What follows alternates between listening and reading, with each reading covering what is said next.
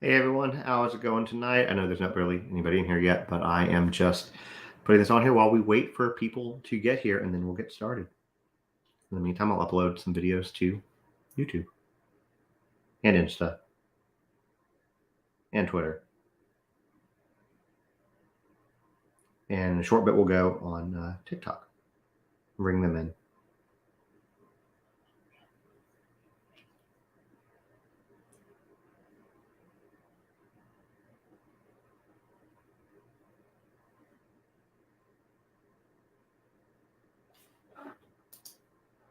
Hey everyone, how are your nights? Are your nights going? Max, I have missed you, buddy. I've not seen you. I even said to Alyssa today, I was like, where is Max? We haven't seen him in a bit. Hello, Molly, Jenny, Abby, Training, Emmy. What's up? We're going to get the TikTok people on here soon. I just did a video about the gag order because people are seeming to struggle with what it means. Like somebody told me tonight, I should have actually used this for the thing. Basically saying you can't be saying anything. There's a gag order in place. I'm like, the gag order doesn't affect me. You're trying not to be sick. Oh no, don't be sick. It's been so long, Amy. So long. Hello, Ashley. Don't give up hope. I've been starting a little bit later lately. Oh, is that why? Gotcha. That makes sense then, Max. I never know. Look, I'm pretty good with time zones overall. You guys, like, I just struggle with the Australians. I just assume it's always daytime over there. Like, I know it's late in the UK and Europe right now. Hello, Sammy. I'm just trying to upload a couple things. I'm really trying to get, trying to grow these platforms, man. It's so much work. I wish I should have been doing it all along. No. I'm sorry, Abby. Is it COVID? All right, I'm going to paste this. And then once this one uploads, we will get the TikTok folks on.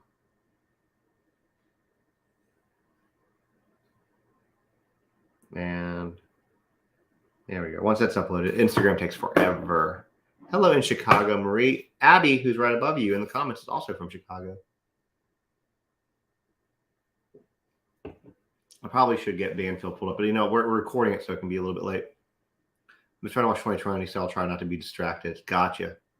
Hello, Farah.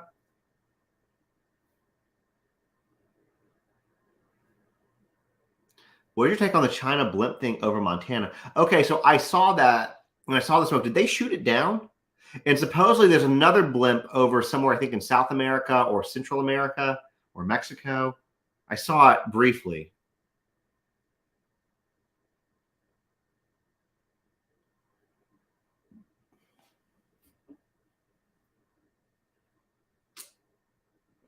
Saw it briefly. I want to know a little bit more, and that's why I'm asking. As soon as Insta's up, I'm going to do this. The China blimp thing is interesting, though. And then they're talking about banning TikTok altogether again. So we'll see what happens with that. Like altogether, not just government. You think they're still up? There's that video. Well, let me see. China balloon, Montana. Hold on. Let me see if I can.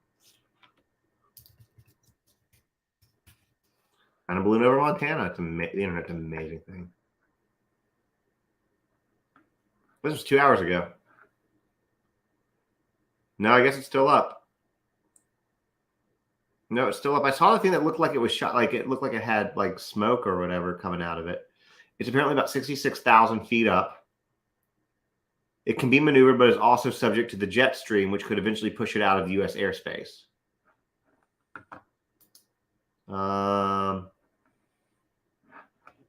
Hold on. According to a statement by the Chinese Foreign Ministry, the airship was affected by the westerly wind, and its ability to control its direction is limited. The statement also says that the balloon seriously deviated from the scheduled route and expressed regret that the airship strayed into the United States due to force majeure. I hope I said that right. Let's see. China balloon.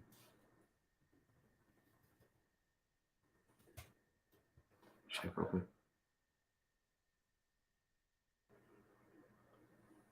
Yeah, another Chinese surveillance balloon is flying over Latin America, according to the Pentagon. There's a second one over Latin America. So, so it said it was going to. It said okay. The Pentagon says the one that we have is not going. It's going. The Pentagon said it would not attempt to remove the balloon in U.S. airspace because any potential debris field would be significant and could cause civilian injuries or deaths or significant property damage, but did not provide a plan to respond to the slow-moving violation of U.S. airspace and international law. I mean, if it's over Montana, it probably would be fine to shoot it down. The Pentagon's going to. So the Pentagon doesn't fear that it's a big enough threat because, I mean, honestly, if they did feel like it was a big enough threat, they could do something about it. I don't know how high their planes can go. I'm sure there's some planes. Can any planes go 60,000 feet? So I'm not even looking at y'all yet. I'm just now down this rabbit hole. Thank you. Planes fly 60,000 feet. The highest commercial airliner altitude was 60,000 feet by the Concorde. The highest military air-breathing engine was the SR-71, about 90,000 feet. The highest airliner flying today reaches 40,000. So I'm guessing the military does have a play, like something, and I'm sure that they could use the force of the jet flying by to move it. But anyways, never mind.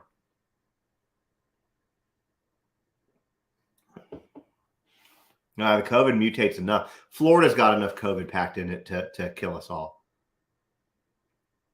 Molly knows. Anyways, this is up. Let me put TikTok on.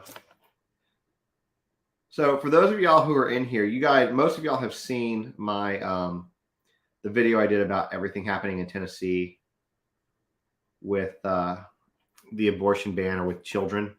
I don't know if it's a spy balloon or not. I mean, it's a surveillance. I think they said surveillance, so I assume it is. But I mean, like, what could it possibly be, surveilling from that high? Like, what good information is it getting? It's kind of like when they say, well, the Chinese can have access because we're TikTok, have access to all your stuff. And I'm like, I don't care. Like, it's not going to affect me. You don't want to move to Tennessee if you're a woman, Abby. I promise you that. I learned today, I think it was Minnesota, apparently, that if a woman is inebriated, like has had anything to drink, willingly had anything to drink, not forced to drink, but willingly drank, and she gets assaulted or forcibly violated, to make the TikTok people happy, that is not a crime. Apparently, that's not illegal. It's not technically, for TikTok, grape, but for you guys, the real word, which is rape. But yeah, apparently that's the thing. So that's going to be a video I'm doing. Hello, everyone. I'm also live on YouTube at the moment. They actually got it a few minutes. I'm in Tennessee too, so I'm in Nashville. So if y'all want to go over there for chat, we're going to do Banfield on both, but I figured we could chat for a while tonight's Banfield is recording. That way, if it gets boring, we can fast forward like we did the other night. So that's what we're doing. So how is everybody's Friday night? Y'all are all here with me, so I'm guessing uneventful.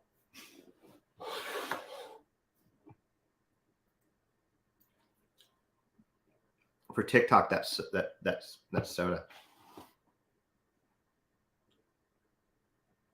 Let's see what they're saying over here. Oh, dude, and even in my one thing, people were bitching about Banfield. Look, Banfield can be a bit of a sensationalist. News Nation as a whole, I had a lot of people like News Nation's not a reliable source. I'm like, dude, it's a very reliable source. Do they get things wrong from time to time? Yes, everybody does. Every news source, even the most reliable. But yeah, but Ashley can be a bit of a sensationalist. She does get some things wrong. Yeah, I just took the night off. Alyssa and I watched. Well, we put on Moana for Victoria. Victoria decided that she didn't like it because it was scary, but she's 3. So Alyssa and I, after she went to bed, finished it. Then we watched Ghosts, and I was like, I just need, some nights I need a night off of. Wow, Bulgaria. I don't think I've ever had anybody in here from Bulgaria. So awesome, and good morning to you as well.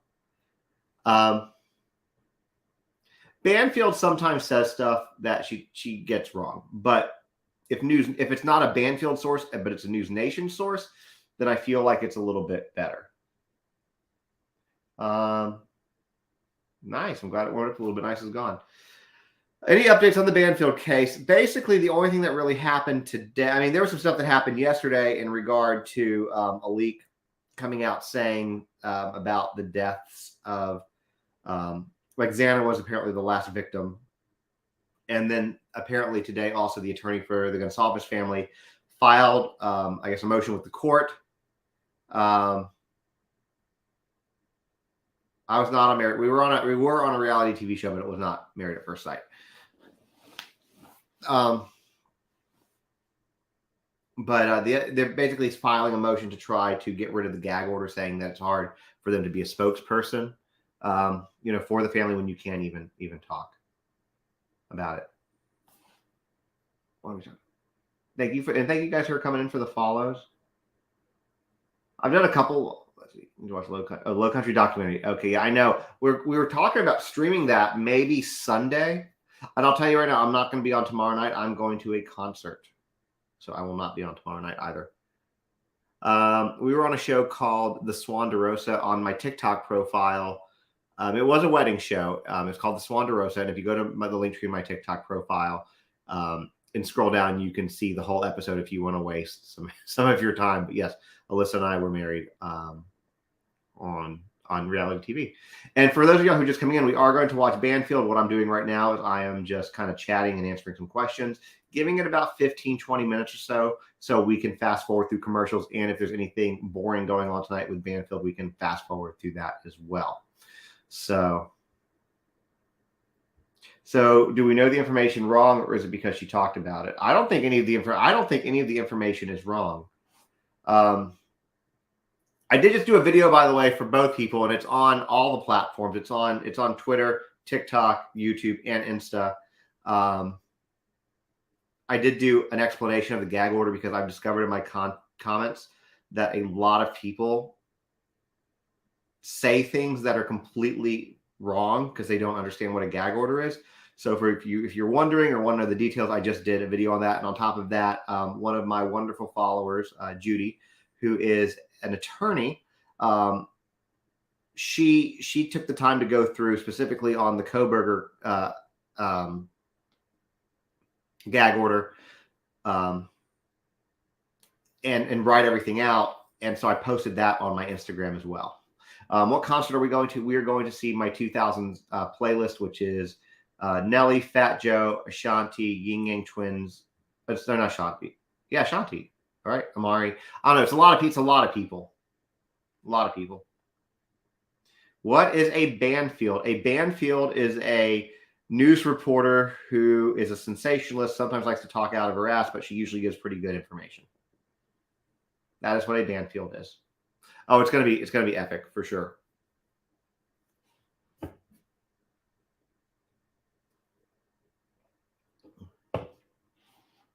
So Nelly's playing here tonight. Is it the same show? Let me see. I'm going to pull up exactly everyone who's there. I'll tell y'all who's there. And like I said, we are going to watch Banfield soon. So everybody who's like, no, I'm leaving till we do it. Don't leave. You can ask your questions. I'm entertaining, maybe. You know what I'm kicking around in my head, guys? I want to tell y'all something about a okay. It is. Oh, Ja Rule's going to be there too. Okay, let me see if I can more info. All right. It is going to be. No, I don't want to see more. I want to see everybody. Hold on. I think that Alyssa and I discovered a contest that we might be able to do that's really good because y'all know I'm trying to build my other platforms. Okay, here's the lineup. Nelly, Ashanti, Ja Rule, Fat Joe, Mace, Fabulous, Lloyd, Mike Jones, Ying Yang Twins, and Amari. That is the lineup. It is I'm in Nashville, so it's in Nashville. It is going to be an amazing show. I am very excited. Very excited. We don't know what stab wound specifically caused Xana to die. No. Yeah, it's going to be great. It's going to be great. I'm very excited about it. Okay, so let me tell you guys what I'm thinking about doing. And I would have to get a decent amount of people following me on these two platforms so that I can afford to do this. And I know it's going to sound weird, but I did got a haircut yesterday. So a lot of y'all ask about my cabins. Like we have 3 cabins that we Airbnb, which actually they're being ran by a property management company because I just don't have time. Out in Pigeon Forge and Gatlinburg, right? And so I know that I've been talking about like, okay, when I get, and I'm still going to do these other little things, and I might do like second and third place prizes for this. But like, I know that when I get to 5,000 on Instagram, which I'm not, or sorry, 10,000 on Instagram, which I don't think I'm terribly far away from, or maybe it's YouTube, and 5,000 on YouTube, I was going to do a thing where we do like $100 gift card, whether it's Visa or an Amazon card or whatever, maybe some other swag. But you have to follow me on one or both of those one or either of the platforms, whichever one you follow me, you have a chance to win. But I was thinking when I get those numbers bigger, like for a bigger price to encourage people to follow, that maybe I'll do like a weekend at one of the cabins and like, do that as a prize. But for me to be able to do it, and not, because what we have to do is obviously cover our nut on all that stuff. So for me to be able to do it, I have to have enough social media following to basically cover the cost. Like I said, I don't need people I don't ever ask for money. Y'all know that. I never ask for donations. I never ask for gifts. I don't do that kind of stuff. But if the social media platforms want to pay me, then that's totally cool. I don't worry about damage to the cabin. That's what a property management's for. That's what insurance is for. People damage my stuff all the time. I don't need to get a background check. Again, they're Airbnbs. Random people rent them all the time. I don't live there. I live 4 hours away from them. Well, first of all, thank you for that. That's a huge compliment. My background is actually, and I really seriously appreciate that. That's like the nicest thing. That's one of the nice things people have said. I don't know. I've always been interested in a bunch of random things. My background, I have a marketing degree. My brother's an attorney, and he was always into law and politics and stuff. And I loved my business law classes and things like that. But, it's just something that I kind of am interested in and have knowledge. And I don't know everything. So like when I talked about the gag order, I knew a lot about it, but some of it, one of my followers who is an attorney kind of helped me out there. So sometimes it's about also knowing the right people. So anyways, that being said, if anybody wants to have a chance to win, I haven't figured out what the cap is going to be yet. It's got to be, I'm going to say it's going to probably have to be like 10 or 15,000 on YouTube. Because I think that would probably do it, and probably like 25,000 on Instagram. So if you guys want to follow me there, you can. I'm hopefully not incredibly annoying on all platforms, but okay, we'll have to figure. I have to figure out how to fix that, Tori. But anyways, that's what I'm doing, and we could possibly do a meet and greet thing too. Somebody, it's funny. Somebody actually suggested that I think our property managers suggested that today because I asked them for some videos on. So anyways, if you guys want to follow me, it's Justin on TikTok, on YouTube, and on Instagram. Same names across all platforms. When I get to, I'll figure out, like I said, the cap of what I'm thinking for the biggest one is going to be those numbers I just mentioned. But I'm still going to do the prize, like the gift card and stuff like that. So anyways, that's kind of what we've been talking about. So, thank you. I appreciate that. So, anyways, that being said, we have a few, I want to give it a few more minutes. Awesome. You're going to love Nashville. Yeah, I have an email. You can actually get to my email too from my link tree, but it was supposed to be Justin on TikTok at gmail.com, but somebody took Justin on TikTok. So it's Justins with an S, Justins on TikTok at gmail.com. But you can get that to my thing too. Yeah, Yeah, Pigeon Forge is really fun, and our cabins are really nice, and you could take as many people as it'll sleep. So okay, so yeah, we can talk about. I was actually just talking about Okay, so two things. First, yes, Banfield is on right now. I am DVRing it, so in a few minutes, I'm going to turn everything around, turn everything off, and we will watch Banfield. I'm doing that for two reasons. Number one is I can fast forward through commercials, and number two, if it's boring, we can fast forward through that. That's why I did a video on the Madison Brooks case. Yes. And then the other question was the balloon. So I talked about the balloon a little bit on YouTube. So I'll come back to your question in a second, Christina. On YouTube, what did I say? Sorry. I saw the videos where it looked like they were shot down over Montana, the pictures. But thank you for that. I appreciate that. But when I went and Googled it, it looks like it said the military is not going to shoot it down. They're just going to kind of watch it and see what happens. They're aware of it. They've talked to China. China's saying that basically it got caught up in an air current and went adrift and blah, blah, blah, blah. We are not flying a banner over China. I do not want them coming after me.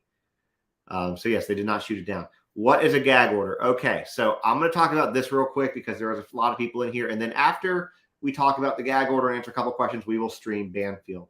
Do you have time for a shower? Depending on how fast you shower, probably not. I would say less than 8 minutes. Yeah, they're not shooting the one in South America over it either. So somebody asked about the gag order. I made a video about this tonight, and it's on all platforms. Actually, I made that video and posted it just before I came on live. And the reason I made it is because I noticed in my comments a lot of people do not know what a gag order is. And some people are legit like, I don't understand what a gag order is. And some people think they understand what a gag order is and thus talk out of their rear ends. So that being said, let me kind of explain real quick. And then we'll get to Banfield. I'll answer a couple questions. We'll get to Banfield just in a couple minutes. Yes, I will. So I'm gonna look down and not look at the question so I don't get distracted. So on this, so I can go quickly. So basically, here's the gag order. A gag order is a non-dissemination order. Okay, that's the legal term for it. It means gag order. Now, in this case, what it's talking about is it applies to any attorney in the case, meaning that whether for the prosecution, whether the defense, or any agents, meaning people, employees, whatever, for them. It also means any attorneys representing any families, like Stephen Gonsalves, the Gonsalves family, Kaylee's family has an attorney. It was extended to them. It can be extended to any attorney representing a witness, and there are cases where it can be extended to people who are in the case, like possibly the parents. But in this case, it's not. It's law enforcement, federal agents, things like that. So when people are like, "You can't," how can the media talk about this? There's a gag order. Gag orders don't affect the media. Gag orders don't affect the family. They don't affect the friends. They don't affect your favorite TikToker. None of them. I'm not saying that I'm your favorite TikToker. I'm just saying in general. They don't affect your favorite TikToker who talks about it. It doesn't affect any of that at all. None of that is a violation of a gag order. Now, that being said, okay, basically, when you have a story come out like what came out on Banfield last night, that gave a little bit more information on the killings and kind of in contradicted a little bit of what the coroner had said. That could be somebody like Stephen Gonsalves, although he would probably not want to remain anonymous, knowing how he is. That could be the leak, but a leak could also be somebody who is affected by the gag order. Okay, we are all humans. I am trying so hard, and I failed, and that was a test. So, anyways. Some people will violate the gag order. That's a leak. That's why they remain anonymous. That's why they're a no-name source. They're not a no-name source because they're full of crap. They're a no-name source because they don't want to be held in contempt of court, be fined, go to jail, or whatever the case is. But they are leaking that information for whatever they need to. And the news station, Banfield, whoever, People, CNN, Fox, doesn't matter. They don't have to name that source because it is protected under First Amendment freedom of the press. That is what I've got for you. And I did a video on it. And if you want to know a little bit more, on my Instagram,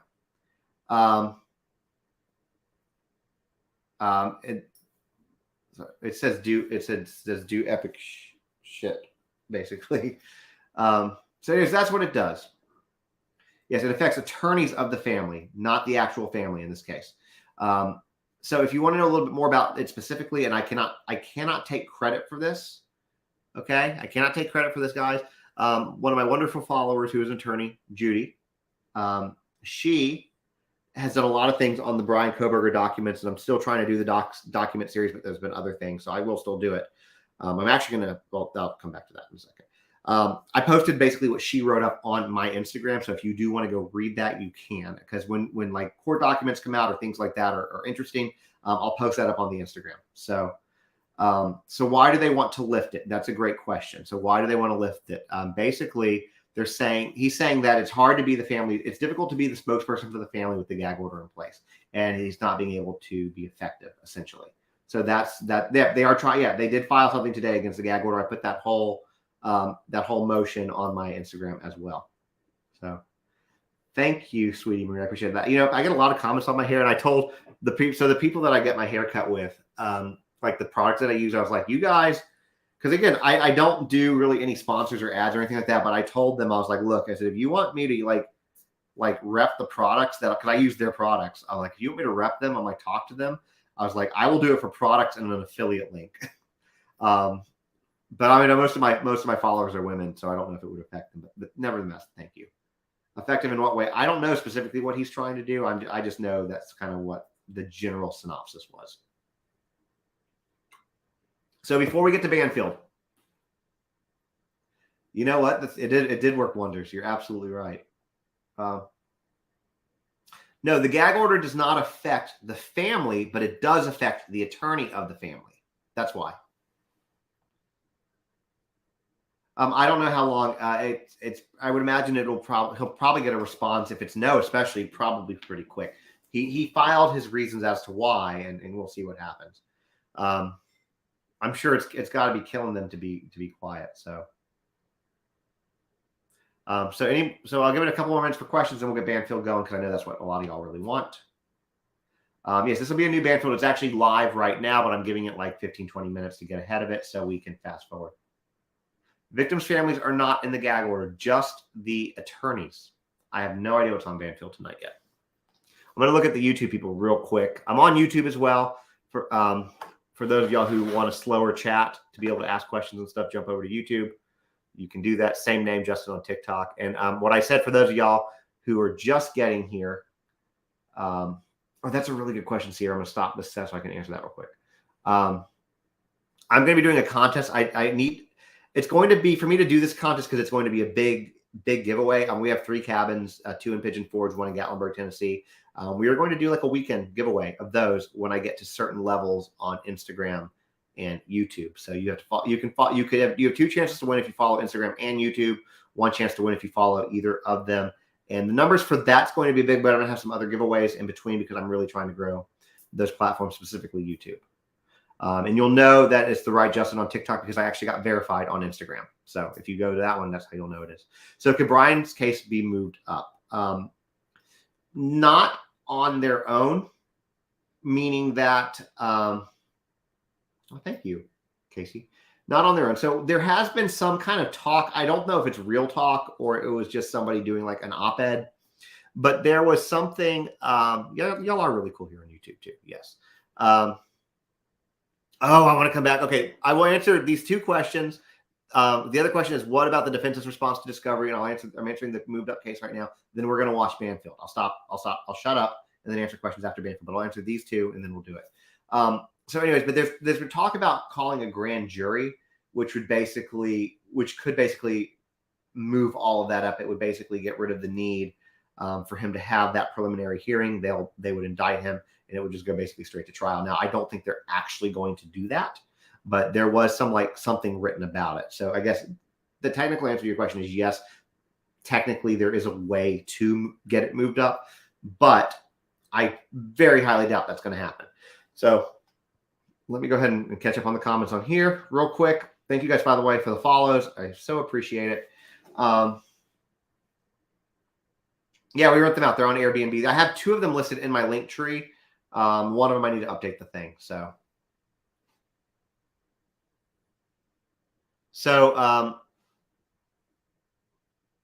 Well, I could be. Somebody said they read the gag order and it says victims or victim's family. I could, if I'm wrong, then I'm wrong on that. That could explain why Steve's been so quiet. But I will try to double check it while we are watching Banfield. The next thing I want to talk about, then we're going to go on with it, is the defense's response to discovery. So I posted a video about that. Basically, the defense. If y'all haven't heard about this yet, this Banfield already started. I'm waiting so we can catch up on commercials and stuff. So I'm gonna answer this question, then we're going to start it like right now after I answer this question. The defense's response to discovery, did not miss yesterday, I did not come on yesterday, is that they basically said that Brian has nothing to provide as evidence that he is innocent. Now, I had some people comment say that that's not really uncommon, but that he's provided, thank you for the gift, that he's provided nothing of substance that would, or nothing at all that would show that he has any evidence that would prove that he is innocent. Now, let's play devil's advocate here for a second. They've only been in discovery for like a minute. So that could be part of the reason why. But I thought it was still worth reporting and talking about. So, anyways, Banfield is a bit of a sensationalist, but News Nation is good. And she's one of the only people that cover these types of cases regularly when nobody else is. So you got to take the good with the bad. I know. I mean, she has her moments. I've been unhappy with her about, the way she's been covering the Murdaugh trial. So anyway, let's get Banfield streamed up. I know that's what you guys want. And then I will answer any questions after the live, after the broadcast. I'm losing my mind here.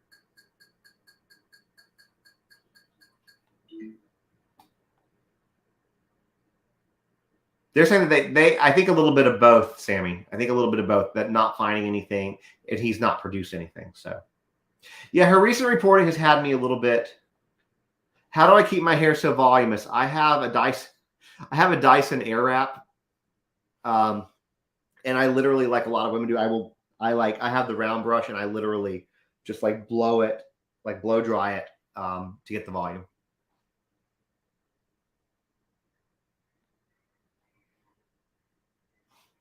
I hid from the camera. Hold on. And I wanted to hide from the world. Okay, let me turn YouTube around real quick. I thought my TED was beyond help. Hold on, give me 1 second, guys. But then I asked my doctor about Tepezza. Oh man, the Airwrap was a game changer. Alexa, turn off theater. Not just the symptoms. In a clinical study, more than 8. Okay, YouTube is all set up. Now let me get you guys set up. Thank you, guys. Is an infusion. Patients taking oh my God, it's definitely worth the money. Infusion reactions. Tell your doctor right away if you experience high blood pressure, fast heartbeat, shortness of breath, or something. Before getting Tepezza, tell your doctor if you have diabetes, IBD, or are pregnant or planning to become pregnant. Tepezza may raise blood sugar even if you don't have diabetes, and may worsen IBD such as Crohn's disease or ulcerative colitis. Now, I'm ready to be seen again.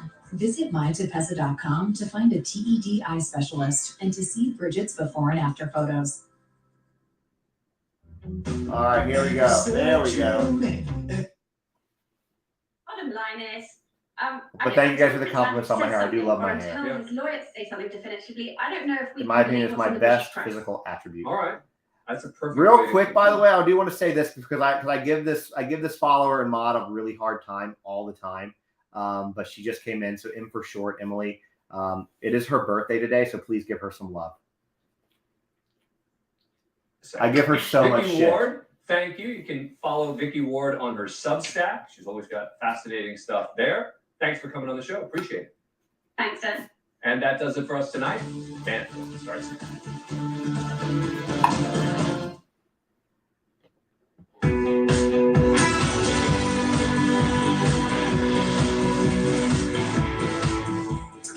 Hi, and welcome to Friday night, everyone. I thought we would do a whole show based on like ear-splitting testimony from the Alec Murdaugh murder trial. And there's good stuff that came today in that courtroom. But instead, there is this crazy story in Dallas that I think is critical because while it's about monkeys, I smell a rat. So you've probably heard about the emperor tamarin monkeys, 2 of them that disappeared from the Dallas Zoo earlier this week. And then were found in an abandoned home in a closet, alive, thank God, alive. But now there's an arrest, and the arrest is suspicious and it's curious. Y'all want me to fast forward? 24-year-old Davian Irvin, picked up by the Dallas police, hauled into the Dallas County Jail, and charged with 6 counts of animal cruelty. Okay. But why this guy? It's overwhelmingly They yes. have released a picture earlier on saying we want, to find This is why we're starting person, it later, guys. Potentially of interest. And the tips came in. But weirdly, where they found this guy was not. See where we're at 7 minutes in. This is why we talked about it. Louisiana, you can't just feed a monkey a banana and expect it to be healthy. So there's a big in Louisiana, you can't just feed a monkey. There we go. I promise you, the story that we've been covering over, a couple of years, but certainly for a couple of weeks, the Murdaugh trial, the guns came out again. I didn't think this was going to happen, but out came a camo shotgun on the stand today. And I'm still trying to figure out why there's such drama in this, because they don't have the murder weapons. But they think they have the next best thing, because what the prosecutors did today was they had Paul Greer get up on the stand, and he's with the South Carolina Law Enforcement Division. And what he did was he held up the big camo shotgun, and his testimony effectively is not that, hey, this is the gun that killed Paul and Maggie Murdaugh. His testimony instead is to try to get the jurors to understand without the murder weapon, we have the next best thing. We have casings on the ground. And casings on the ground at the scene where the bodies were found. Not only at a firing range on the Murdaugh ranch, but way over by where the bodies were found. And they're the same casings, fired from the same gun. Meaning, whatever gun that's now missing, whatever gun was used to kill Paul and Maggie, that gun was fired on that firing range before. Because we found all the casings. And we did all our forensic testings. And by Jove, the same gun was used before on that ranch. Same gun that was used to kill Paul and Maggie. So, we're not fast forwarding there's through 2 guns that Murdaugh. are missing from the arsenal that was seized Yeah, I'm from covering the this one. Moselle Ranch, right? From the Murdaugh Ranch. 2 AR-style rifles that have the 300 cartridges. So without that gun, is the jury going to be okay at making that leap? Will they? Depends on just how convincing the SLED enforcement agents can be. We'll see. But there's nothing more dramatic than when a gun comes out in court. And all week long, what we've been listening to is the finances, and what a cheat, the prosecutors say Alex Murdaugh was. But there is a reason that judges think twice before they let juries hear about every single bad thing that a defendant may have done in his past. Just because somebody, for example, embezzled from his law firm, fleeced his desperate clients, faked being shot in the head, and then supposedly had a multi-million-dollar opioid addiction, doesn't necessarily mean that he murdered his family members. That stuff does not guarantee that a jury is going to find him guilty. But it has happened before. Bad acts that don't even qualify as crimes, like adultery. That stuff has had juries real wound up, and it's gotten them over the hurdle of reasonable doubt. It's also gotten defendants convicted of first-degree murder. It took more than 5 years to make an arrest in the 1989 killing of a Rhode Island woman named Victoria Cushman. Cushman worked at a dive shop in the coastal city of Warwick, and when she didn't show up for work one day in August, her co-workers went to her apartment and found her lying in a pool of her own blood. They also found the murder weapon, a 17-pound fire extinguisher that someone had used to bludgeon Cushman until she couldn't fight back, and then until she was dead. Police found more than that. A sealed letter that the victim had written but hadn't yet mailed to a man that she'd been seeing on and off. A man she met at the dive shop, a customer. A man who apparently wanted to end things because he was married with a 7-month-old son. But the letter, Cushman's friends told investigators that Cushman didn't want to let the man go. She wanted him to leave his wife. "I'm hooked on you," she wrote. "My day doesn't feel complete until I see you." So right away, police had a suspect and a motive. But it didn't make their job any easier. The suspect was Jeffrey Scott Hornoff, Officer Jeffrey Scott Hornoff of the Warwick Police Department. He was a member of the department's scuba and underwater assault team. And while he admitted that he knew Vicky Cushman from the dive shop, he said they were just friends. He asked to take a polygraph test. At first, a confession. I just wanted to be 100% cooperative so they would eliminate me as a suspect and move on. during that polygraph, in the pre-polygraph interview, I admitted to being intimate with Vicky and that it was only brief. But Hornoff also Do we want had to an fast forward through alibi. this part? He said he was at a party with his wife What do y'all and think? friends on the night of the I don't know murder. how we got But the here. others couldn't agree on when he showed up or when he left. And there was 1 hour, maybe more, that Hornoff couldn't or Overwhelmingly, wouldn't yes. explain. There were statements that were made that he was at this party that night. He left the party, he came back, he was a different person when he came back, and never talked about where he was. Still, there was no forensic evidence tying Hornoff to the How far we are with this? would go to her 6 daughters. This is a Larry's different 2 case. children from his previous marriage, See, guys, they'd only get 20%. It also came this right here is why we're Tell starting tales. these later again. after the break. How 3 people solved their own murders. Yes, This is why we're starting late, so I'm we back, can fast and forward. I got Botox Cosmetic. The lines were so prominent, it's all I saw in the photograph. So now when I take photos and that fitness app to count your steps. you can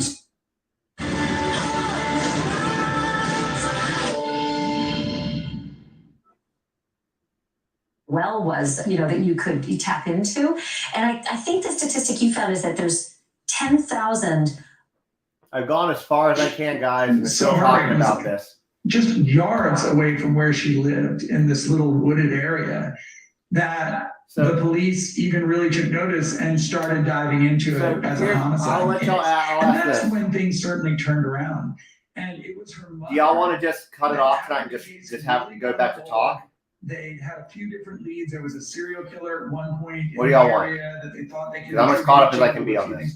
But it wasn't until her mother stumbled across the diary and started reading some of the. Oh, we can do a entries poll. in it Sorry, YouTube, you that can't participate in the poll, clues but that we'll they do a needed poll. to actually solve the case. Oh, I'm gonna do a quick poll. I mean, thank God for that, right? And there was another story. I remember the headlines on Ben Rennick's murder. He was a snake breeder, and it seemed like such a natural way to go, right? You fell into the pit of snakes, and one of them got you. But ultimately, it was his own Facebook messaging that led the investigators, and tell me where I'm wrong here, it led the investigators to realize he'd been arguing pretty frantically with his wife.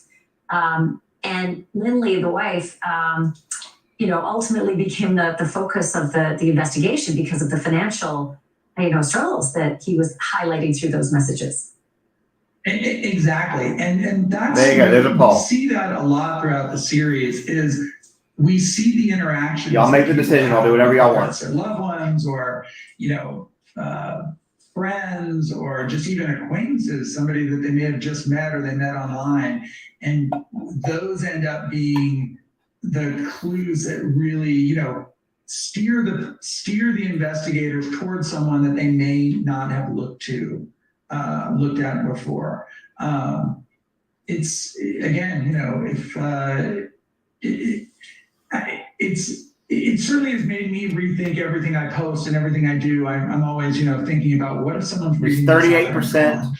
Keep watching. 61%. This interview, I just Stop don't and say talk. anything So we'll give it a about few me more. right I'll give it a now, couple more okay? minutes. If you don't mind.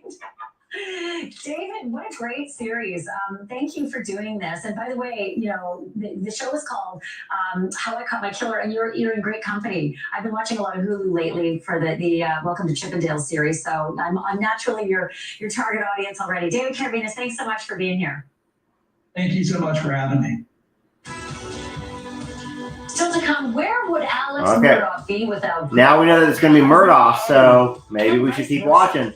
After a break, the man that we Does that couldn't change know anybody's is answer? Alex Murdaugh's sidekick, his Does that change alleged anybody's answer? co-conspirator, his purported drug connection, and maybe, just maybe, his fall guy. Everybody's like, never mind. It could just be. See, everybody's like, stay. All right, we're So saying. who is he? That's next. We are going to mute the commercials, though. We'll mute and talk. I'm going to give you, because you guys got the poll, I'm going to give YouTube some love real quick.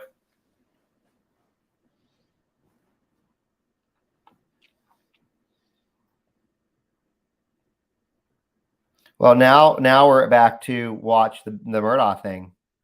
Okay. All right. Y'all are all happy. YouTube's happy where we're at, apparently. The YouTube folks are. Okay. there is no such thing as a Cliff Note version of the Murdaugh trial. I mean, I'll tell you what, when this is over, I can try to give the best rundown that I can. For those of y'all, when this is over, which we don't have terribly long, I will do the best to give y'all a rundown. This case is insane. Well, I appreciate that. The thing is about it is like I go into lives and when the host, like, like if you follow me and you like me enough to come into my lives and like hang out, then the least I should do is try to be like a decent host. I hate when I go into people's lives and they don't even like acknowledge you.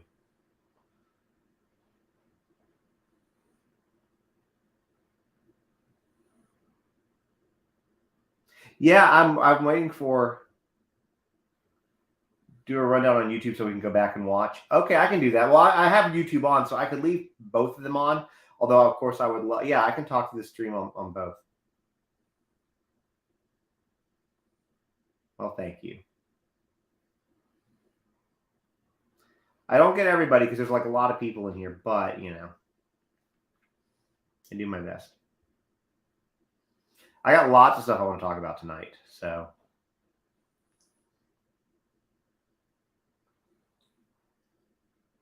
I don't know if it's D or Die 06. After this is over, there's no possible way to explain the Murdaugh case in like a few seconds or even to type it out. But when this is over, I will do the best recap of this case that I possibly can, even though it's incredibly complicated. But it's complicated because of all the crap he has done. And we'll do, I think the University of Idaho case will be public to watch whenever it finally happens. Yes, I do. I know that they've already allowed they've allowed cameras in the courtroom up to now. So I'm sorry, Abby. I hope you feel better soon.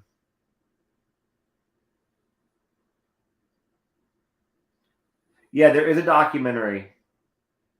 I don't know if I don't think that she's avoiding Idaho. I think that there's just not anything to talk about with Idaho after last night.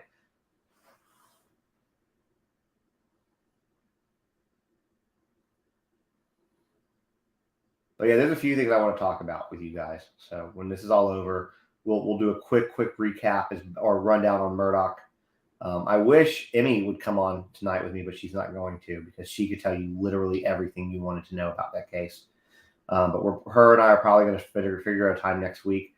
I will also go ahead and give you guys a warning. There's going to be a couple days next week that no, you didn't miss last night. I didn't come on last night.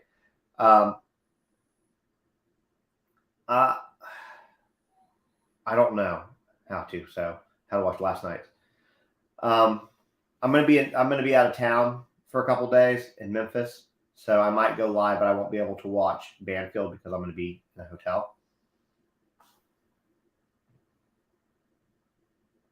But y'all will know that. I know, how dare me. I'm also thinking I'll figure out a way to stream the Murdaugh documentary, maybe Sunday evening after the kid goes to bed.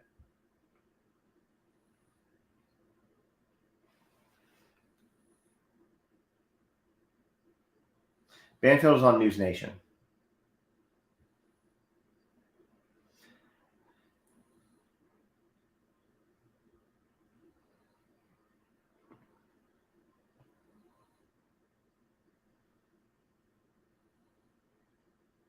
Yeah, I've been trying to figure out a way to do it. The issue is we only have HBO logged in on one TV. It's not our HBO. It's one that somebody left logged in.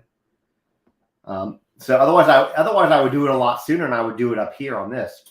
But welcome back. There is one player in this bizarre and winding South Carolina murder mystery who has remained the most mysterious.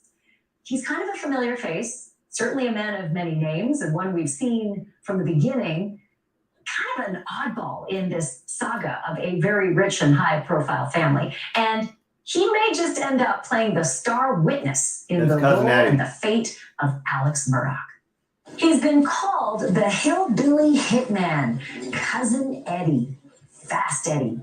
His real name, though, is Curtis Smith.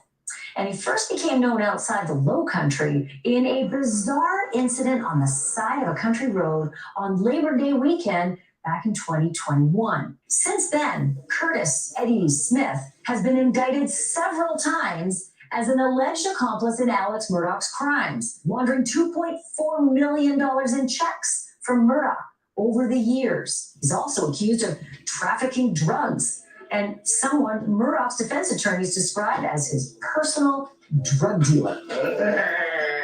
Now they're blaming Smith for the murders of Paul and Maggie. They say he failed a lie detector test when asked if he killed them, creating doubt that Alex did it alone or at all. But who is Curtis Smith? And what kind of a relationship did he really have with Alex? Court records say the 62-year-old was born on Paris Island, Beaufort County. He's the eldest of 3 brothers and a distant cousin of Alex Murdaugh. Smith worked as a logger and then as a trucker for years before being caught up in Murdaugh's saga. He even co-founded a logging business, but in 2007, an on-the-job back injury left him disabled and then steered him towards using opioids. Despite being accused of laundering millions, Smith lived in a modest home just outside of Walterboro, South Carolina. And bank records show he had less than $60,000 to his name, much of which was from an unrelated fire insurance settlement. Over the last several months, attorneys for both Smith and Murdaugh have appeared on morning shows pushing 2 very different depictions of just who Curtis Eddie Smith really is. One side paints a picture of a cold-blooded henchman, a hitman in a murder-for-hire scheme. Murdaugh's attorneys say Murdaugh himself asked Smith for a bizarre favor over a year ago. They say Murdaugh asked Smith to shoot him in the head so that Murdaugh's remaining son, Buster, could collect a $10 million life insurance payout. He called this guy who met him on the side of the road, agreed to shoot him in the head. And this fake car breakdown. 30 minutes later, this guy shooting him in the head. Didn't try to persuade him not to do it. Didn't hesitate at all. The other version of Curtis Smith is a gullible fall guy, duped by a cunning Murdaugh on several occasions. Someone who referred to Murdaugh as brother, for whom he would do anything. Smith has said in his own interview that he never shot Murdaugh, that he actually wrestled the gun away from Murdaugh to stop him from killing himself. Yeah, you got to take care of this. I said, well, I can't do it. And he told me to turn his head. I just grabbed his arm, put it behind his head, took the gun from him. Made sure he couldn't kill himself. And no crime. No crime. Now, as Curtis Smith is expected to be a star witness in the Alex Murdaugh trial, his own charges still hang in the balance. His attorney believes the trial will not only clear Smith's name, but reveal that Alex Murdaugh had a much more sinister plot in mind against Curtis Smith. I believe that when he lured Eddie out to the side of the road, he was going to kill him and blame this whole thing on him. Coming up, a targeted murder of a Microsoft executive executed right in front of his very own daughter. And now police have made an arrest. But they're convinced that their suspect was the trigger man, just not the mastermind. So who really wanted Jared Bradigan dead? His widow certainly has her ideas. She joins me next.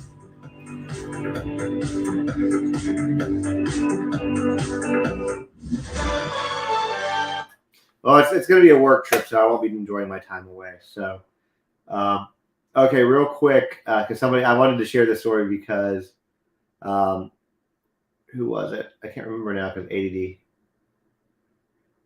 We were talking about nicknames for Fast Eddie. It was Mama Heather. That's who it was. Anyways, and I was like, she's like, that's my dad's nickname. And I said, that's my dad's nickname too.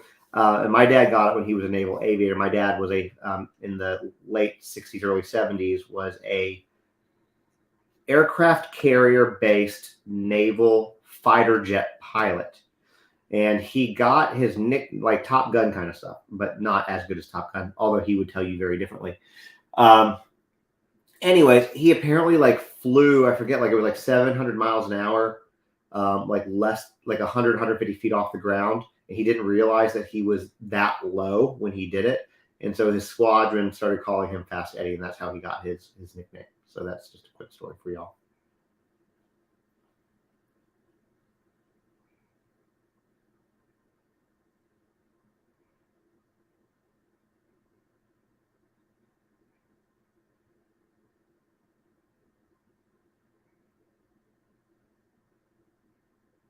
For everybody asking about the Murdaugh case, though, I know I saw that in the thing. For those of y'all who are new, it is an incredibly insane case. I will do my best to give y'all some kind of a recap once this is over. And then also, no, Murdaugh is not, he is not mentally ill. Well, I mean, he might be, but not like Koberger. This guy is very intelligent. My dad, he does have stories. He does. He at one point threw a Jeep into the ocean. So when we get off, when this is done, and then do y'all want to watch about the Microsoft exec? This is for YouTube and for TikTok.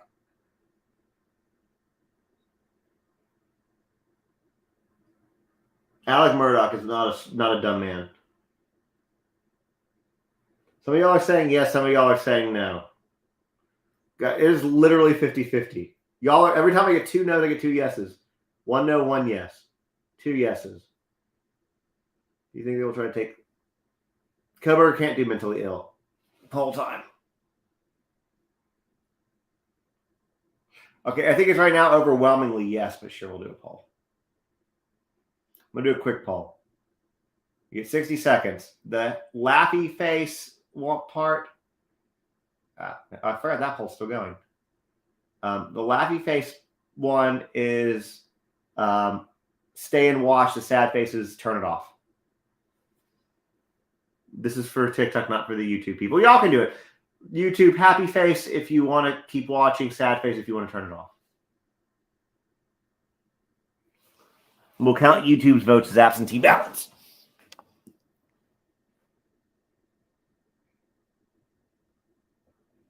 Well, they're all saying no.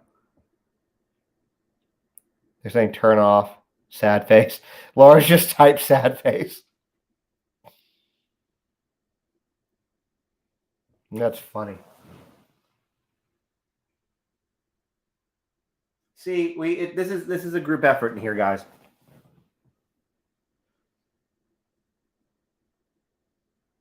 Okay, we got basically 3 sad faces if you count Lars as typing it.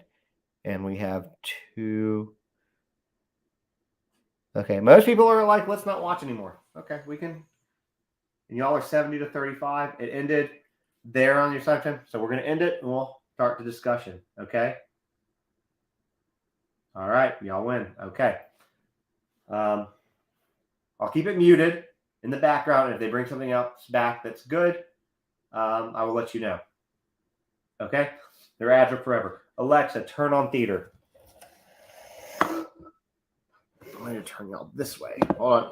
I'm going to turn YouTube people around first. All right. Hey, guys.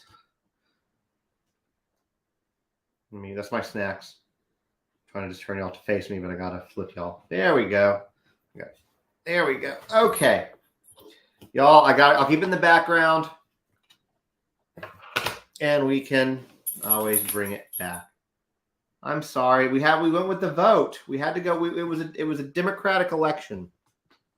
It was a democratic election. I'm sorry. I'll tell you. Basically, okay. Well, they talked about it the other night. So here's what I can tell you about this. What is my dog doing? Basically, the guy was arrested, but they believe it's he was hired by the ex-wife who has moved all the way across the country since then. That's what happened basically with the Microsoft exec.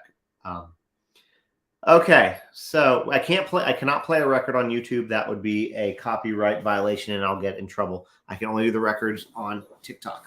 So let me give you guys a quick rundown. Why are my dogs being insane? Anyways, let me try to do my best. Emmy, you're going to have to help me here. Do a quick rundown for Murdaugh for you guys. Okay.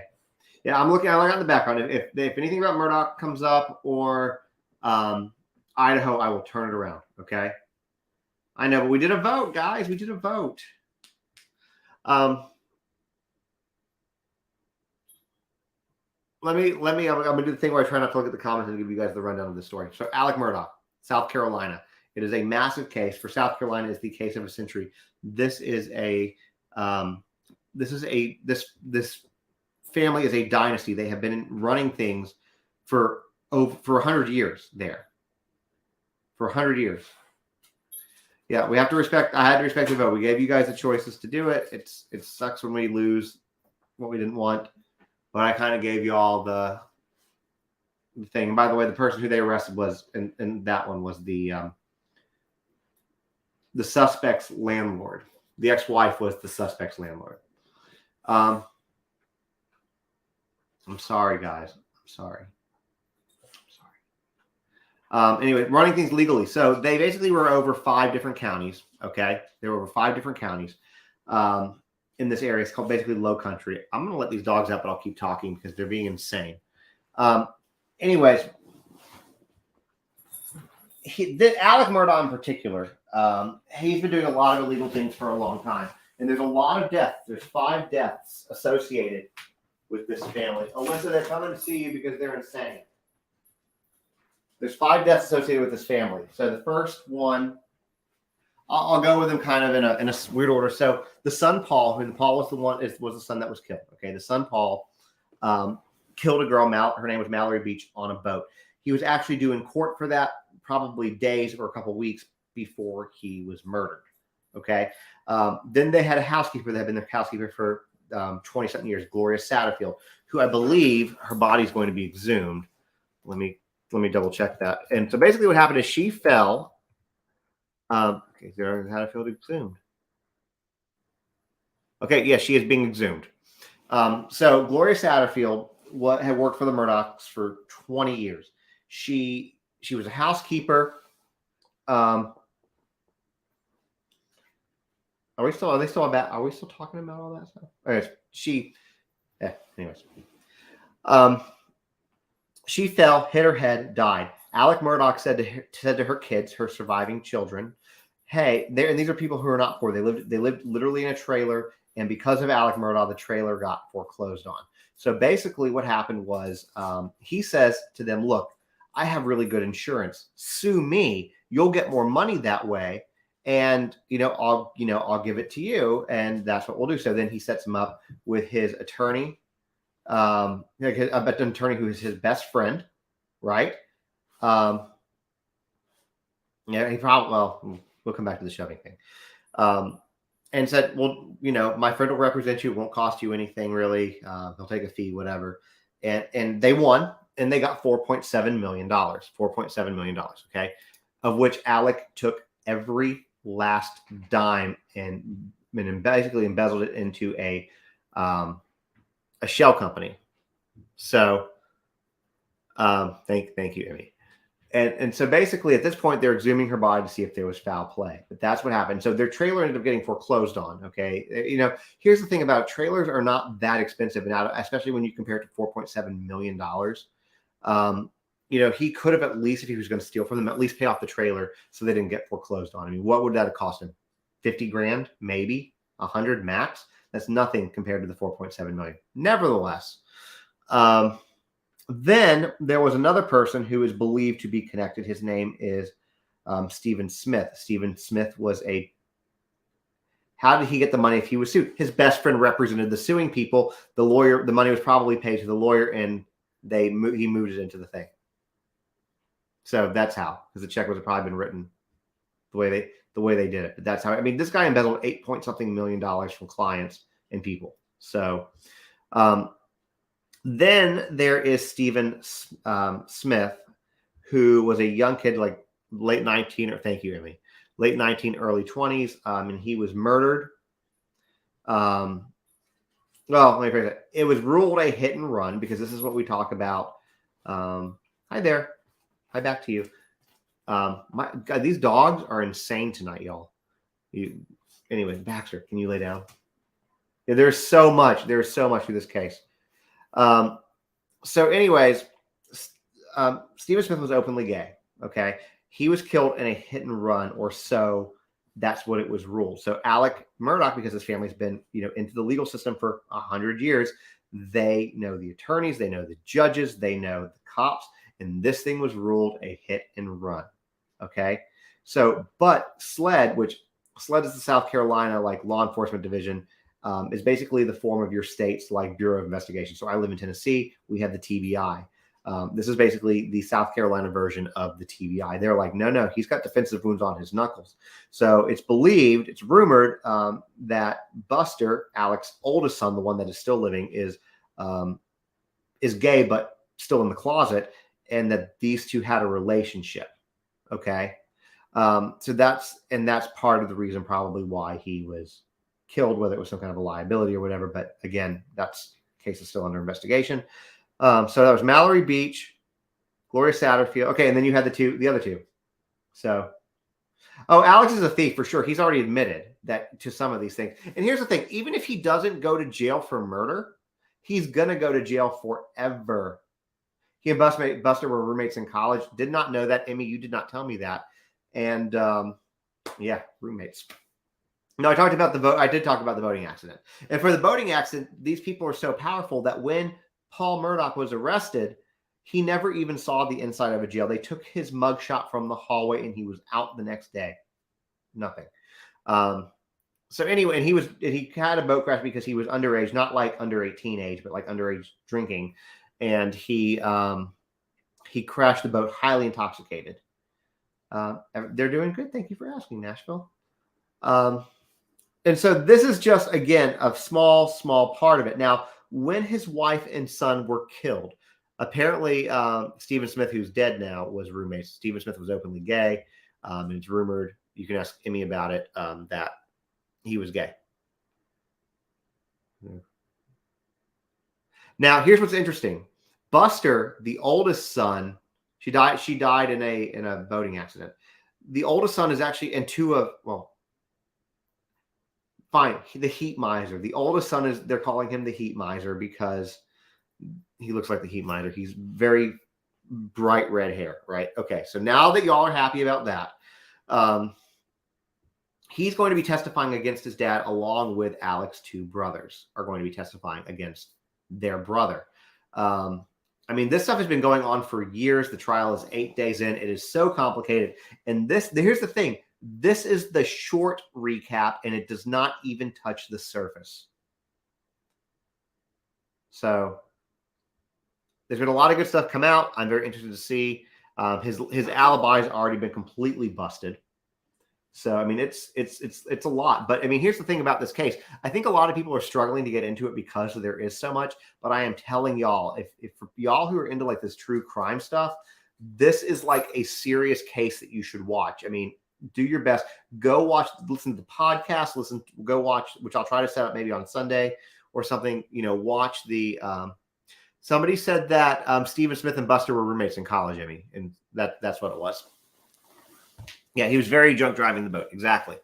Watch it. I mean, this is like a case like nothing you've ever seen. You could not write a movie script with this many twists and turns. I am telling you. You cannot. Yeah, Lori and I are mutuals. Do I think he killed his wife and Paul and son? I do. I absolutely do. Because how about there was no blood on his clothes? How about he changed clothes? A couple of things. One is he changed clothes because he lied and said he was not there. And in an earlier video, he was wearing completely different clothes than he was in the things. He changed clothes. So anyway, it's just, I mean, guys, it's so complicated. But it's a really good case. Is the whole Murdaugh family shady or just Alex? All of them. Kind of think about it like a redneck or Southern mafia. Okay. Like thank you for the gifts. Not like a mafia, like to the point where they have like all of these, like it's this huge organized crime syndicate, like, New York, New Jersey, 5 families kind of stuff. But think about it like the people who have all the power that they have the same, it's basically, they have the same power that the mafia in New York and New Jersey have in this small area. I have not seen Yellowstone yet. I was told we need to watch it. But yes, I've heard a lot of people say it's a lot like Yellowstone. There are 2 documentaries I think I'm going to be given about this. Okay, apparently Buster was not in college when Stephen died. I don't know. They're saying Stephen Smith was not his roommate. Okay. Murdaugh owns at least 7 islands in around Beaufort County, ranging in size from 20 acres to 0.8 acres. They all go, yeah. I mean, these are very wealthy people. Money rules this guy.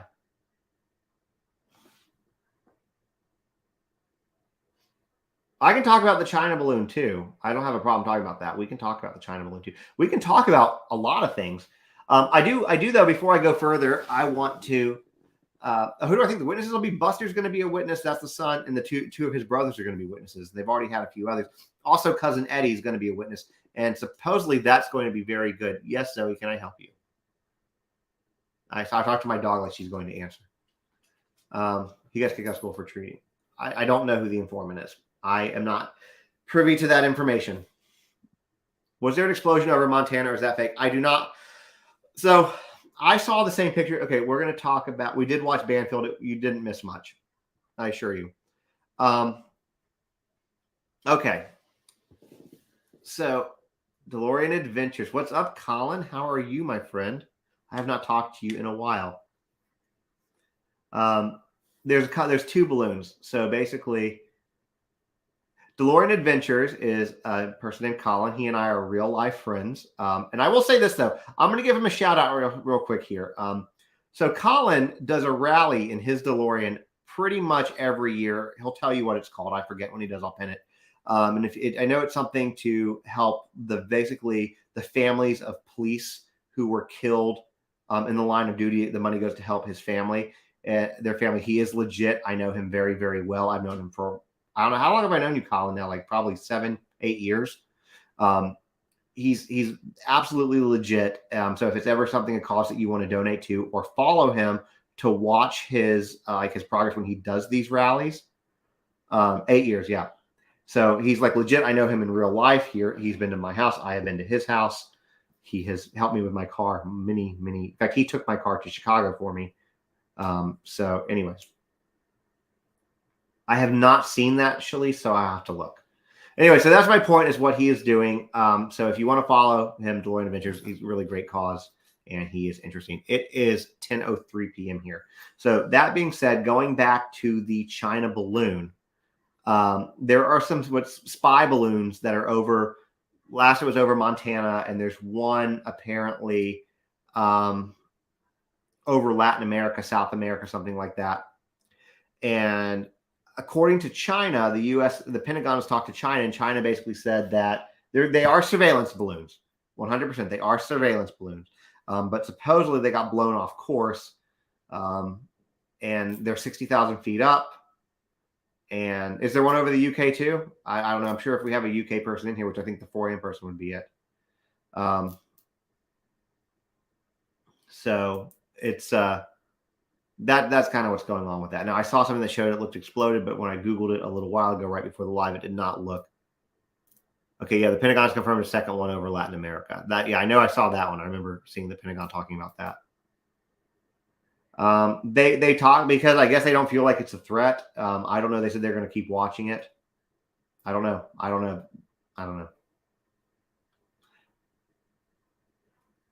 And maybe there might be one in Canada too. So there's no third one confirmed at this point. No, they're not UFOs. They are 100% balloons. There are pictures of them. Are we about to get anthrax dumped all over us? Hopefully not. So here's something that you guys like me to talk about a lot, but I never do because I'm always scared to do it. Don Wells, Summer Wells' father, got out of jail today and made a statement. So if y'all know about the Summer Wells case, y'all know that I don't like talking about it because I live way too close to it and I am scared of those people. But I will tell y'all that much. So I don't think they can see the whole U.S. I mean, it's a hot air balloon, basically. He basically said that he's out of jail because he was in jail for a DUI. And he got out of jail and says that he's basically still committed to finding Summer. Yeah, right. And that but his kids were all taken away. And so even now he's out of jail, he can't even talk to his kids. That was basically what the statement said, that he was still committed to finding her, to Summer. And he doesn't want to see her birthday's coming. He doesn't want to celebrate her birthday until she's found. No, I've already drank the beer. Oh, no beer night for Wells again. Sorry, I thought I misread that. It went so fast. Baxter, stop. So anyways, that's that. One thing I do want to pick a little bit of a bone with you guys for a second. I'm doing a series that I'm really excited about, and y'all are not participated in it. I am doing, because it is Black History Month, I am doing a Civil Rights Martyrs series. And the reason I chose to do that was because, one, it's Black History Month, and two, it's true crime. It's all true crime. The Anthrax thing was a joke. It was all true crime, and y'all are not participating in it, and it's making me sad because I'm working really hard on it. I'm going to keep doing it, whether y'all participate or not. Summer's been missing for 2 years now. So, but nobody's participating in it, and it's really good stories. The one I did today is still technically an unsolved crime. So I figured, since I do a lot of true crime on here, I would honor these people whose names that we don't learn in school. So, anyways, please interact with those, because I'm excited about those. I have them. They're literally I have a playlist called Civil Rights Martyrs. That's what it's called. I'll come back to Idaho in about 2 seconds. Called Civil Rights Martyrs. The second one was done today. The very first one, February 1st, was an Emmett Till one, and he's got his own playlist, because I did a lot of things with his case. But yeah, and it's on all the platforms. But I'm posting on all the platforms. It is on YouTube as well. The Civil Rights Martyr, I need to create the playlist on YouTube, which maybe I'll do tonight. But the Civil Rights Martyr case it's on TikTok as well. So I post, for the most part, I post everything on TikTok first, and then it goes out. And I might post longer versions on YouTube. So, for example, the other day I talked about the new Tennessee exceptions to the abortion bill, and I only had like 60 seconds on TikTok, so I did a 7-minute video ranting on YouTube. My YouTube is the same name as here. It's Justin on TikTok. You can also get to my YouTube by going into the link tree of my profile, and it's the very top link. I will be doing a giveaway contest where people will be able to get a weekend at our cabins in Pigeon Forge and Gatlinburg Pigeon Forge or Gatlinburg. Once I get to a certain level on YouTube and Instagram, the only criteria is to follow me on either one of those or both. If you follow on both, then you, I guess, have a double chance to win.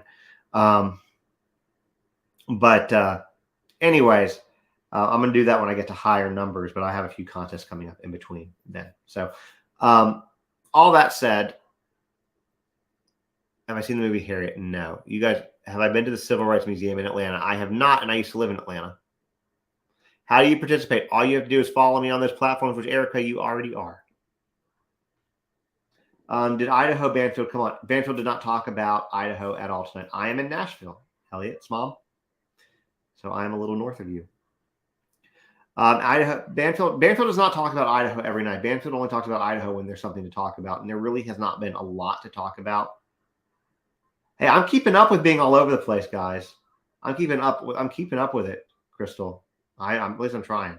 How far am I from Knoxville? About 3 hours. I have 2 of the 3 of them linked in my link tree as well. We were talking about the Murdaugh case. Yes. We did talk about that a few minutes ago. I did a quick recap. And for anybody who, by the way, is watching this like, hey, I came in late and I want to see what you're talking about. I'm live on YouTube right now. And YouTube, you can go back and listen to what I said. It's being recorded. So like you can go into YouTube and rewind what I've already said and watch it if y'all want to, just so you know. I'm trying to look real quick.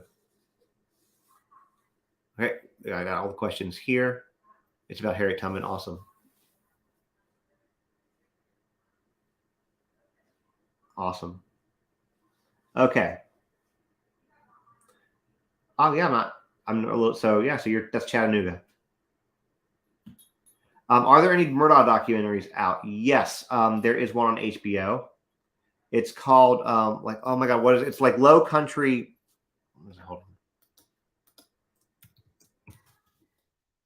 Low Country, the Murdaugh Dynasty. That's a TV. Yeah, that's it. Low Country, the Murdaugh Dynasty. I would totally do that, Dina. Low Country, the Murdaugh Dynasty. It's on HBO. How can you watch the Idaho documentary? There hasn't been an Idaho documentary yet, Danny. There's been a 2020 episode, and there's been a 60 Minutes episode. That's it. And at this point, it's nothing you don't already know. I mean, they were very well done, but it's nothing you don't already know.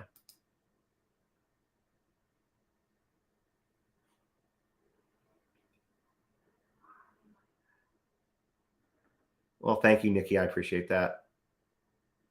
Well, you know what kind of doggos I have? Yeah, I can show y'all. Hold on. This one. Hold on. YouTube wants to see the dogs real quick. I'm going to show them that. I love everything to do with Mamie Till. Yeah, that's an amazing family. Okay, so this, well, I can't. That is Zoe, who is asleep right now. She is our 12-and-a-half-year-old Cocker Spaniel. The next to me here is Baxter, who is also asleep on this side. There he is. And he's leaving now. So there you go. All right.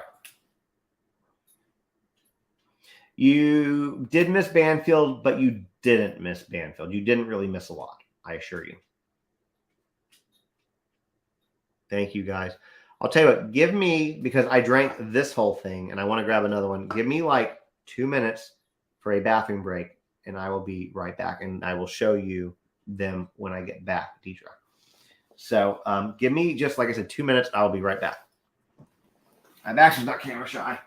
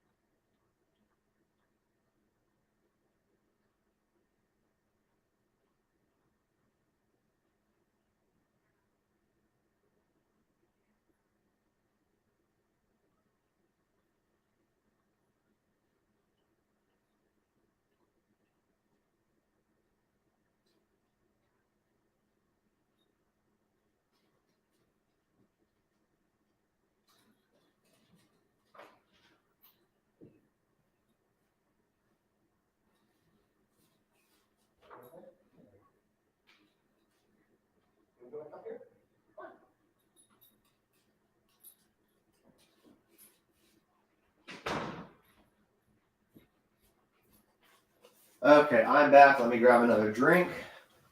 And we will continue. What am I getting? I'm getting this one.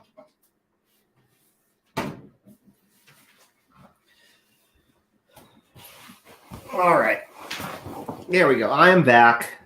Man, I lost a lot of y'all. I've only gone 2 minutes. Even on the YouTube side. All right, I am back.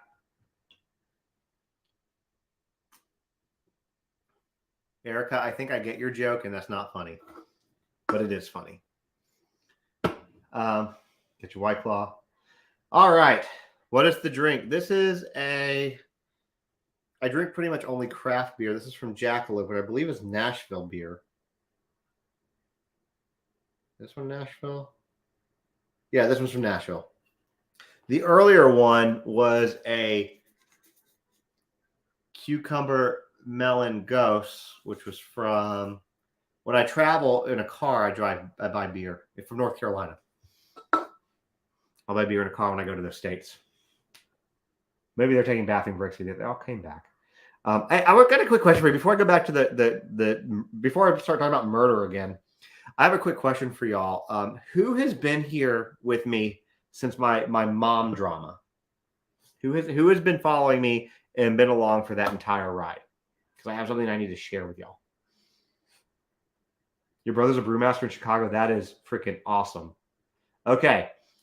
Okay, so a lot of y'all. Okay, good. So for those of y'all who don't know, yeah, I'll drop the T. Yeah, okay. So those of y'all who don't know, and if you want a brief reason on how I got a platform, why somebody gave me a platform in the first place, if you look at my pin videos, there's one that's got 13.7. 13.8 million views. That will give you the gist of it. And then there is a whole rabbit hole you can go down. But my platform initially started out talking about narcissistic parents, narcissistic moms. Okay. And I'm going to get back to crime and murder and all that stuff. I just need to share this with y'all. And basically what happened, the start of it was this: when we told, my mom is a massive narcissist. She's manipulative. She's just not a great person. And when we told her we were expecting my daughter, and this was us coming off of a pregnancy loss, she basically decided she wanted nothing to do with us. Okay. That was basically what happened. I got an email from her tonight. We've been 4 years, like no contact, like almost today. Well, thank you for that. But the email's weird because it's not like what you think. Like there's no subject in the email. Like it was no subject, no body. It was just from her. And it was weird. No, she might have seen my TikTok. I keep her, she has TikTok accounts, but she's blocked. So, but it was like nothing. It was no body. So my wife and I have been trying to figure it out like all night. Like, did she mean to send it? Was it accidental? You know, sometimes boomers boom. No offense to my boomers in here, but sometimes boomers boom. And, you know, they do weird stuff on the computers. Was it like that? It's just weird. No words anywhere. Nothing in the body. Nothing. I have a half sister from my dad's first marriage, and I have a full brother. Because basically, Brianna, because it's a control thing. I was the youngest. I was the one that was always the most whatever for her. And anyways, so I just wanted to share that with y'all because I thought y'all would find that fun. Didn't say anything. I'm not responding, obviously. There's nothing in the email, nothing on the subject line, nothing. Nothing. Maybe she got hacked or she goofed. I don't know. But I figured I would share that with y'all because it's weird. It's weird. It's weird. Or she meant to go message my brother. My brother's name is Jason, and maybe it came up and she sent it. I don't know. Or maybe it was a mind game. Yeah, somebody said it's a mind game. It's either a mind game or she was booming. I don't know which, but it was one of those, I think. Why don't I want to reach out for her? Because she's very, very toxic. That's why. Very, very toxic. My daughter doesn't need that. You know, here's the thing. When I became a parent, it's weird. Yeah, she's 100%. My brother would tell me if she died. No, I'm not responding. So, when I became a parent, before I became a parent, I had a very different idea on what I thought being a parent looked like. And this is before I was no contact or, when pregnant. Since I've had a kid, I don't know how she did what she did. Okay. To myself, to my brother, to my half sister. I don't know because I would never do to my child what she did to us. Anyways, and my daughter doesn't need that toxicity in her life. My job as a parent is to protect my child, and that's what I intend to do. That's what I do with this platform. That's part of the reason why I talk about the women's rights and stuff so much, because I want a better world for my daughter. I have a large platform, so spreading awareness, in my opinion, helps. So somebody asked a question. How was her upbringing? So, she was born in the 50s, right? My grandfather was rough. I mean, he really was rough. He was a phenomenal grandfather, but he was, I'm sure, quite sure, an abusive father. He was incredibly racist. I can't say on TikTok some of the things that I remember him saying. Some of them I would not say, even if I could say them on TikTok. But here's the thing. He was a really awesome grandfather. He really was. He was a phenomenal grandfather. But I don't have, I have no misconceptions of who he was. But she's one of 5 children. And she's the only one the way that she is. And I was not allowed to have a relationship with my aunts, my uncles, my half-sister, and so many other people. My own grandmother, her mother, she cut off her own mother years ago. My grandmother will be 90 this month. So, anyways, that's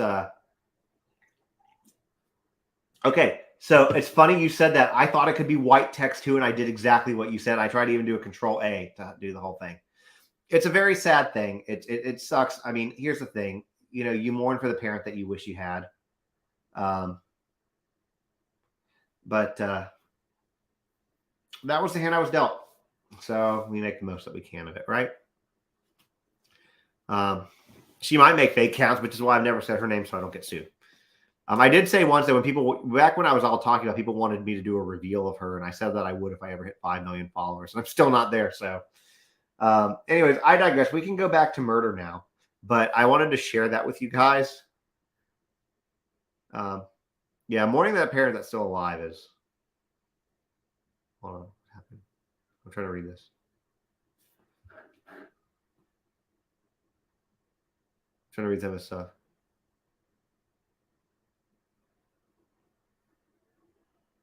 Oh, maybe she did. It is a mind game, so I'm looking over here. Rumor's gonna boom to murder. I mean, we can always, I mean, you know. Yeah, it's tough. If you have a family member who you're going through this with, whether it's a parent or a sibling or whatever, it's hard. You know, the thing is, people, there's been a lot of videos out there. This will be the last thing I say on it, unless y'all want to keep talking about it. There's a lot of videos out there where I've seen where I did say that, Deidre. I did. Give me 2 seconds. I'm gonna finish this thought.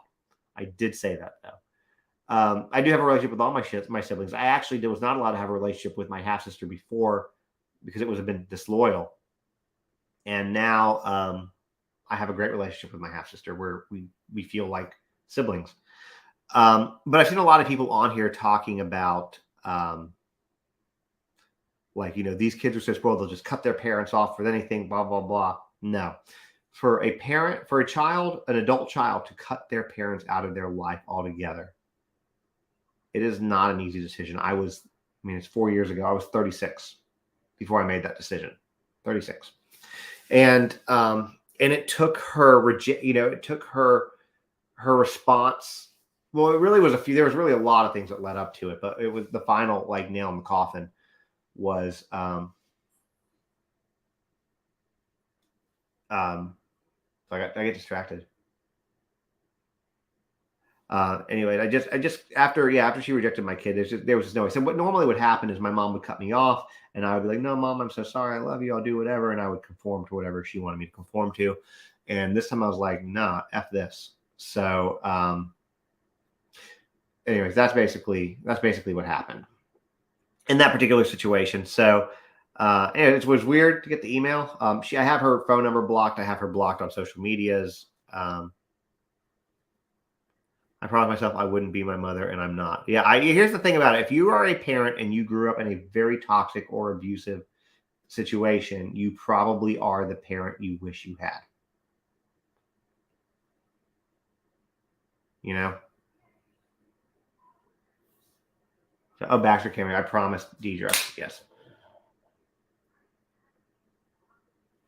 So there is Baxter. Baxter. There he is. Okay, and this is Zoe. She's sleeping. She's our old girl. She's probably not going to wake up. She's grumpy. She's, like I said, she's 12 and a half. So happy birthday, Emily. Emily's back. So if y'all didn't wish Emily happy birthday first, please do that. She is one of my mods and my friend, and I am so mean to her. So mean, guys.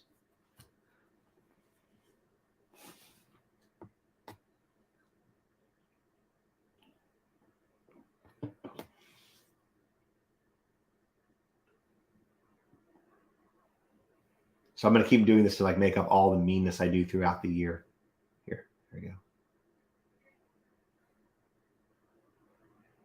Hold on. Pin this comment. All right.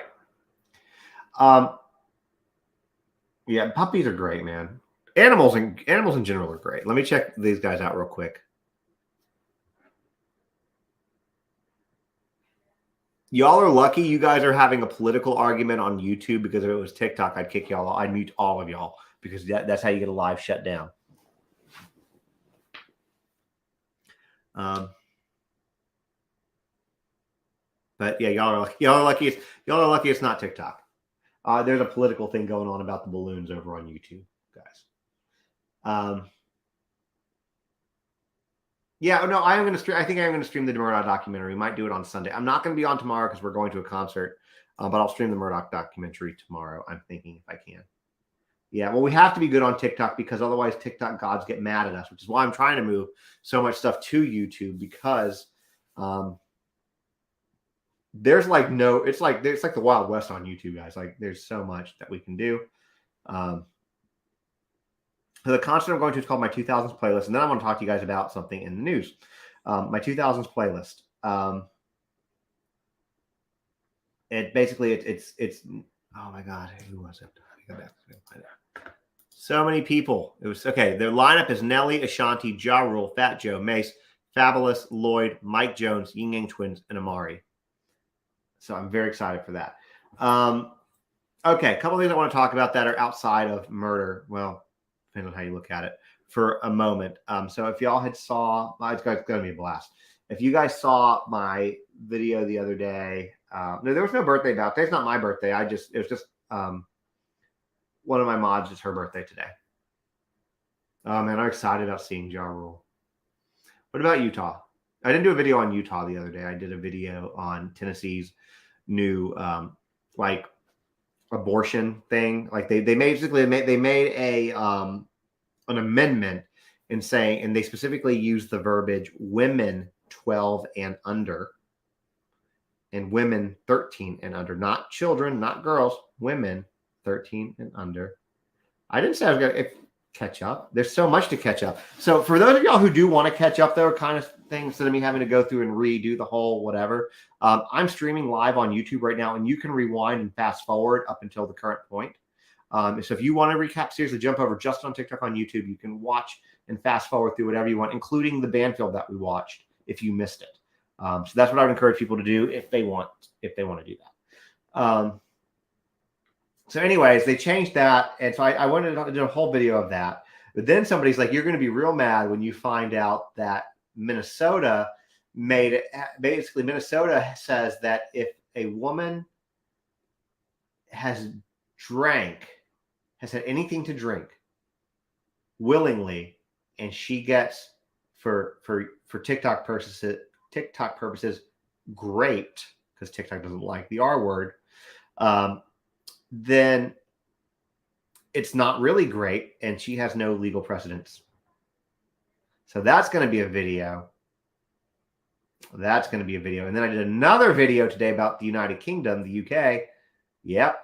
I did another video about the UK where their firefighters who were responding to like car accidents and stuff were taking like pictures of the female victims, the women victims.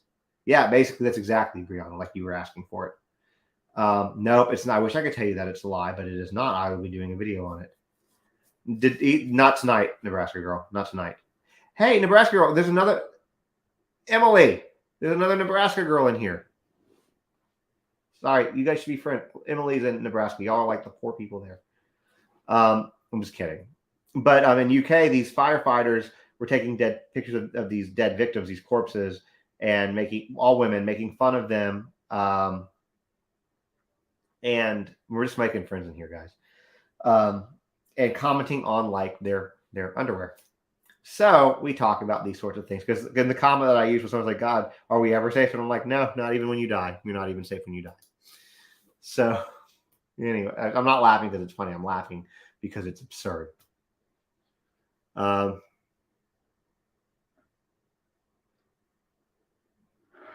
Politics aren't really Lars, it's not the politics themselves that get me shut down. Like talking about the balloons, that's not.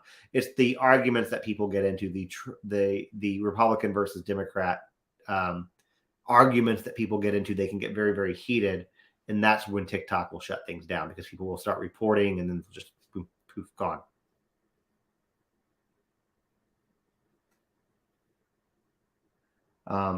So yes, we do need a better world for our daughters. I have a daughter, and so I've been graced with a fairly large platform. So aside from talking about murder, I will talk about that stuff as well. Because, I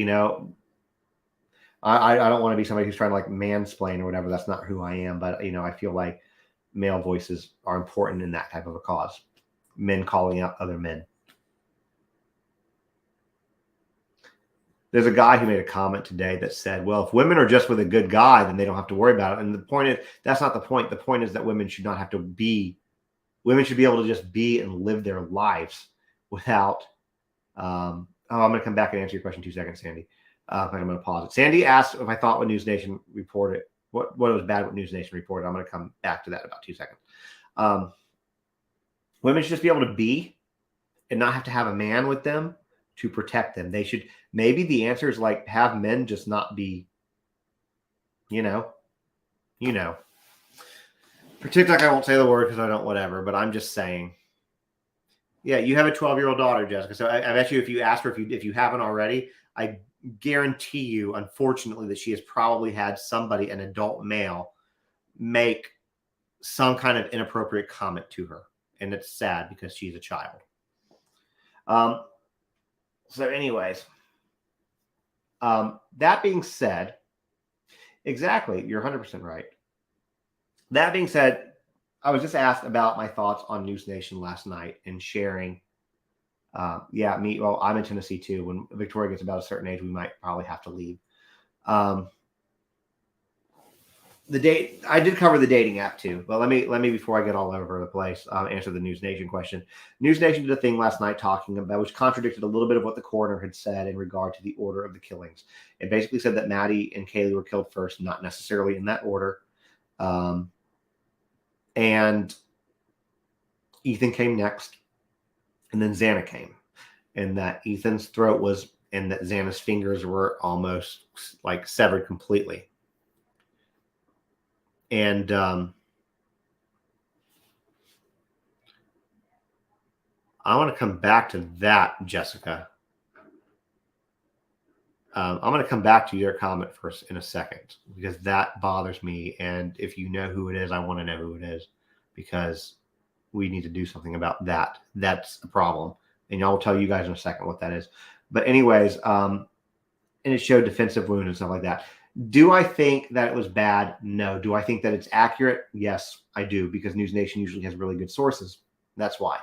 I will also say this too, because I know that people come in and out of these. In regard to the gag order, I did a video. It's literally the last video I did on any platform, YouTube, Instagram, TikTok, whatever, and Twitter, talking about the gag order and how it works in this case and how it pertains to this case. Because a lot of people seem to be confused by how it works. So if you do have confusion about the gag order, please feel free to go watch that video. Do I think it was inappropriate? I think that it was news. I don't think that it was appropriate or inappropriate. I think it was news. Now, what I do think was inappropriate, Sandy, was and I like News Nation, and I mean, I like Banfield overall. I've not been real happy with her lately, but I think having Xana's mom on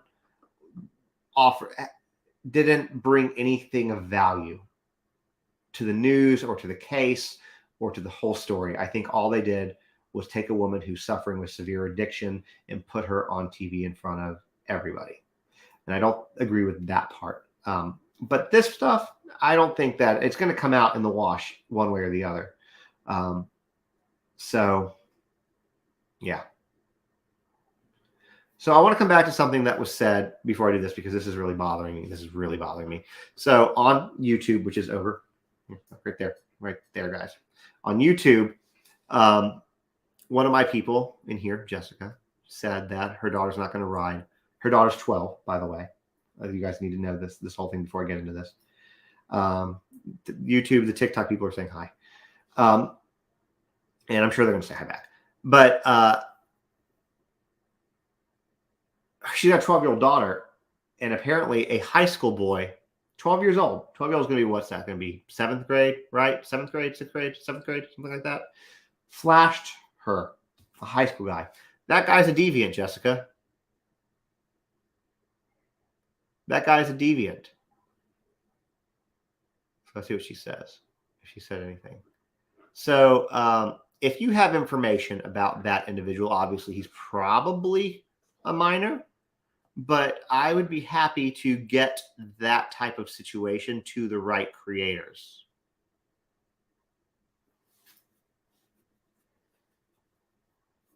I mean, the middle school she goes to, the high school is across the street, so they ride the bus both schools. Interesting. I'm just saying, Jessica, if you wanted to reach out to me, I have a few. She's in sixth grader, and a high school guy flashed her. Yeah, this high school. How old is the high schooler? Who's the creator that needs help? So, send me the information. Send it through the job form or through my email. No, that's not funny. So sixth grade girl. Hold on. I don't think the explosion's real. At least not with the balloon, because I Googled it a short while ago. No, we wouldn't dox a minor. It would be people that would do the legal things. It would be doxing a minor. Unless he's 18, then I'm all for it. He just got kicked off the bus, but she doesn't feel comfortable. So do you know how old is he? Okay, we're going to keep having conversations while this is done. We're going to have a couple. His junk. He flashed his junk. I think that I have no clue. She came home and told me. I think, Jessica, if I don't look, I'm not telling you what to do or what you don't do. That is beyond sexual harassment. That might even be, would that be considered like sexual battery? Maybe. I don't know. I'm gonna Google.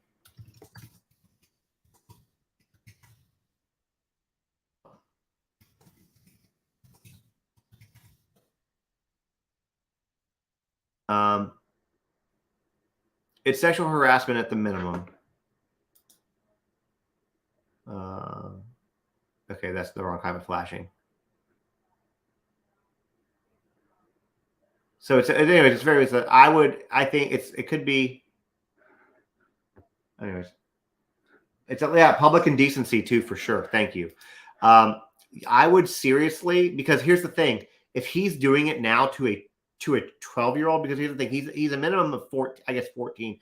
He's riding the bus between 14 and probably 16, most likely. Either way, you should be flashing a middle schooler, or really, let me phrase that: you shouldn't be flashing anyone. But that kind of behavior, he's not going to stop that behavior because he got kicked off the bus. But if you file a police report and his parents have to deal with his deviant behavior, then perhaps he'll get the help that he needs and maybe won't do that again. That's all I'm saying. I would be at the police department up that school's ass, and I would be at that parent's house. In Michigan, it's a felony. It's aggravated indecent exposure. And if he's 18 or if he's near 18, then he might be in even more trouble. I'm just saying, I don't know. That's what I would do, because this behavior has to stop, and it has to stop somewhere. And people need to start being accountable and held. Because here's the thing: in Tennessee now, if it's statutory rape in Tennessee, the woman, if she gets pregnant over statutory rape, has an abortion, has an abortion, she will get, and it turns out like what they decide that it wasn't. Please keep me posted on what you do with that. I want to know. We don't have to share it. I just want to know. And if we do need to share it, then I'm happy to. If he's over 18, you tell me, and I'm going to get to people like that Donish guy, and I'm going to get it to like Our Exorcist, and I'm going to get it to like the TikTok Advocate, and these are all people with 1 million+ followers. And he will be done, because you don't flash children. You don't flash anybody. You don't flash anybody, not just children. But anyway, so in Tennessee, the girl would get 3 years in jail, minimum, having to serve 100% of it, where the guy gets 1 year. So when the victims get more time in jail than the assailant, that is a problem. That is a big problem. And Ferris said it's true. When kids act out sexually, they're most likely exposed to something they should not be. Although if he's 14, 15, 16 years old, then he's probably he's probably not necessarily exposed, but he's being a hormone-ridden teenager. But yeah, I would let law enforcement handle the parents, like somebody said here. But she's a kid. She doesn't deserve that. I mean, nobody deserves that, but she's a kid. I don't know either, Barbie. I don't know either. Okay, I'll look into that, Angel. Because I don't have a problem calling that kind of stuff out. Because people need to know. Like the thing that happened in Tennessee, nobody knew. What are my thoughts on the recent Idaho murder subject? I did a video on it. We talked about it just a second ago. We were talking about whether it's appropriate or not. I think that here's what I think that it does mainly, okay, which I did not talk about this. Here in Nashville, my brother sexually assaults me, and we were in the same age, and now we're 23. So actually, hold on. Yes, you can, because and I think the window's starting to close, I think. It might, but Biden just made it so that even old sexual assaults can be brought up, and there's a time period on it. Basically ending the statute of limitations. It's only a short period of time. So yes, you can report it, and you should. And if you need help, email me, and I will get you into the front of the right people that can help you. But anyways, she can still do it at this point. But what I think that the thing that happened on Banfield last night, as far as like her telling about the order of the killings and some gruesome details, I think that it tightens up the timeline. It is on my page. If you go to my link tree, you go to the link tree of my profile, at the top, you'll see all these little like icons, and the one that's an envelope is my email. So hold on. I'm going to go back to this real quick, see what they say, because I missed some stuff here. Jessica agrees, so I hope she does something. Yeah, I agree. If he's flashing now, it's likely to become more than flashing in a few years. You need to get he needs the intervention now before he harms somebody physically, not versus just traumatizing. The thing is, like, here's the thing that blows my mind about this. Like, what, like, who do they? It might have. Here's the thing. I'm not saying that it was poor taste or not poor taste. I think it tightens up the timeline. I think that maybe her going into the descriptiveness might have been a little whatever. Maybe that was a little much. But I think that giving the information is not necessarily bad. Do I think it could have been delivered a little bit better? Yes. I think I delivered it a little bit better. And I'm not trying to like toot my own horn. I just, whatever. I want to see you being political about this. Thank you. I try. Thank you for that. I appreciate that. I can't get into details of the conversation, but I will say this real too, because somebody said about Gabby. I actually yesterday had a very long conversation on the phone with Joe Petito, and it's very surreal. What an amazing guy. That's all I will say. What an amazing man. The work that he is doing. So I can't, like I said, I can't talk about what we talked about, but just when I can, I will. Well, I don't, if we lost people talking about that, Erica, good riddance. Here's the thing: if you're the type of person that gets offended by something like that, then I don't care. Then you can unfollow me. I don't want people like that. If you're gonna be somebody who has an issue with people standing up for children not getting assaulted or exposed to, etc., and you have enough problem with that you want to leave, then bye, Rocco. Bye, Rocco. So anyways, I don't think it's a parent not parenting anymore. I think that there's a lot of things. I think there's a lot of issues. I don't think it's parents not parenting anymore. I mean, I could go down a whole rabbit hole on my thoughts on part of the problem. I don't know if I can do it on TikTok. I can try. I think I can do it if I word things correctly. Do you guys care if I go down this rabbit hole real quick? I'm sure y'all are going to say no. I'm sure y'all are going to say no, but no, we don't mind. But okay, I'm going to go down this real quick. I want to go down this rabbit hole because I have lots of opinions. Lots of opinions. Okay. I like that we're getting like random foods and sauces by that one person. I know it's my page, but I try to be considerate. Do I wear makeup? My skin is... No, I don't. If you get close enough, you can see the lines and everything. Thank you. I should just say thank you and not do that. That's me. That is part of my growing up a victim of narcissistic abuse, is me doing stuff like that instead of not accepting a compliment. Anyways, here's what I think part of the problem is. One is I think that this has been a problem for a long, long time. Who I think the informant, I don't know who the informant is. I'm going to answer this because I know the person asked a couple of times, and I'm going to go to this. So basically, I think if you put up to my head and said, who's the informant, I would say that I think it's probably somebody on Reddit who he was talking to through his survey, who committed a crime and is trying to get lesser charges, which is why they would not be necessary to the bride might have talked to via audio, and you guys got audio recordings and emails and messages, which is why it would need to be cross-examined, and he's probably trying to get lesser sentence by providing this information, if I had to guess. Thank you for the hat. I appreciate it. Funny you mentioned that, Tina. I talked to because I use the place that my salon does all the products. I might start to do an affiliate thing with that, so watch out for that. Okay, so anyways, here's the things that I think. I think that it's been going on forever. Here, and Alyssa and I were talking about this tonight. Women have had the right to vote for 100 years. How long have y'all been equal, would you say? I mean, take out of the fact, just say never. Take that down the path. But like realistically, when there were fairly equal rights, what, 30 years, 40, maybe. Okay, yeah, that's fair. Okay, fair, guys. That was a loaded question, I suppose. Define equal. Okay, never. But okay, but let me put it this way.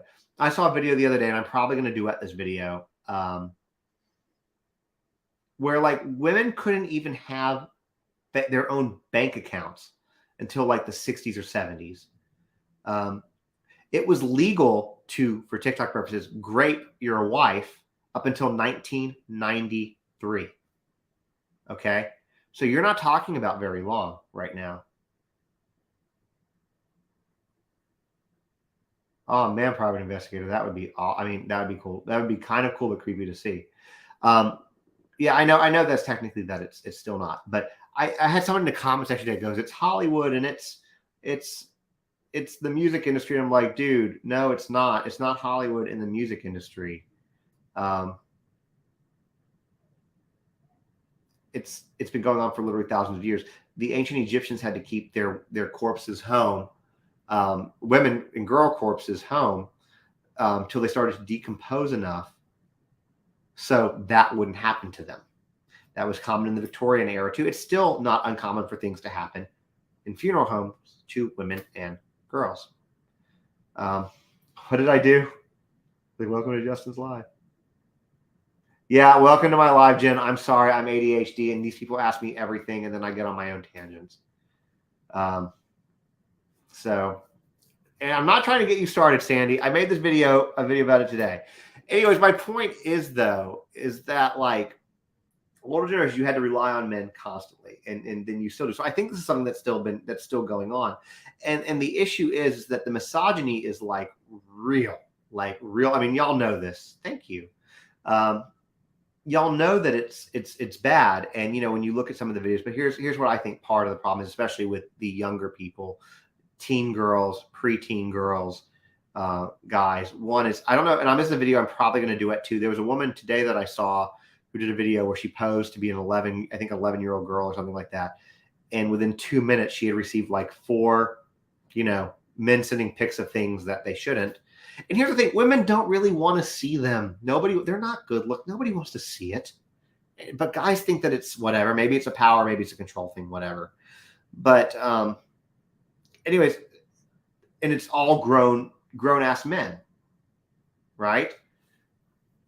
And with younger people, if you are my age, maybe a little bit younger, but let's say 30, 35, older, right?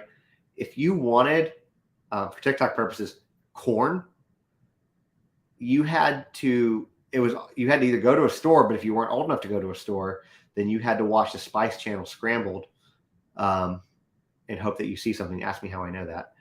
And what did Emily say? Yeah, see, Emily just got one the other day for no reason, completely unsolicited. Anyways, I got one, and let everyone on Facebook know about it. Tag the person and all. Oh, that is awesome, Gabby. Awesome. But like, so now you have TikTok is so stupid with the words. I did bring up the Spice Channel. That's how old I am. Anyways, so basically you have these kids who have a lot of times parents aren't involved. And it's not even that they're not involved. These kids are smarter than us when it comes to the technology and the apps. They are. They have apps that look like calculators. Yeah, I'm an 80s baby. I'm 82, so yeah. Who are you saying? Rebecca Schofield did? I don't know anything about that. You can keep saying that. I don't know what we're talking about. Anyway, but now these kids have it at their fingertips. Everything, right? Everything. And number one, that is so funny, Tammy. Sorry, it's funny, but not. I mean, it's funny. So now you have these kids that have access to literally everything. Everything, right? Like more stuff than we could, whatever. And not only does it create that type of content, adult film stuff, create an unrealistic expectation of women and sex, it also gives these boys and these guys this instant gratification. So then girls who have been, y'all been body shamed forever, it's only now starting to kind of get better. The Mormon thing on coke is really funny. Not funny. It's funny is not the right word. Intriguing. But anyways, it creates an unrealistic expectation. And then on top of that, these guys now expect like, hey, send me nudes. So then your 11, 12, 13, 14, 15-year-old daughter who's impressionable, wants a boyfriend, wants this, whatever. They do it because they think that's what they need to do to keep their boyfriend or whatever happy, or they're pressured into things that are unrealistic. Oh, that's what we're doing. Goodbye, Ocean Spray. All right, I'll block my own person for that. No, Ocean Spray is gone. They're blocked. My hoodie says this is not one that you can buy. I got this one in Gatlinburg. It says do epic shit. Anyways, we just block and move on. Like the Madison Kane, whatever. I have to block like 5 of their accounts. Anyways, that is what I have to say about that. I don't know. 10 minutes after meeting someone, they say, do you have sex? Yeah, I don't know. If I was a woman, I'd be a lesbian, I think. That's the only way to go. I'm going to go back to see what these guys were saying over here. Yeah, exactly, Jessica. Nobody wants to see guys jump. Nobody. Justin After Dark censored for TikTok. Well, that's because there's like 436 people over there, and I got 64 here. Now, here's the thing, though. If I get off this and I jump over to TikTok, then you see me completely unfiltered. Oh, do we have to mute? Why do we have to mute that one? I didn't see what happened. What did he say?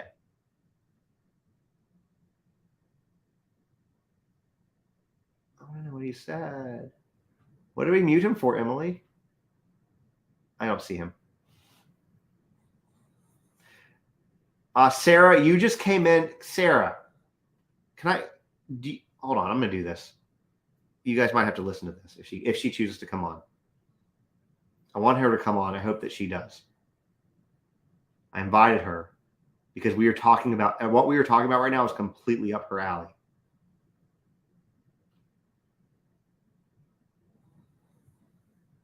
Gotcha. Okay, I don't think she's going to come live with me.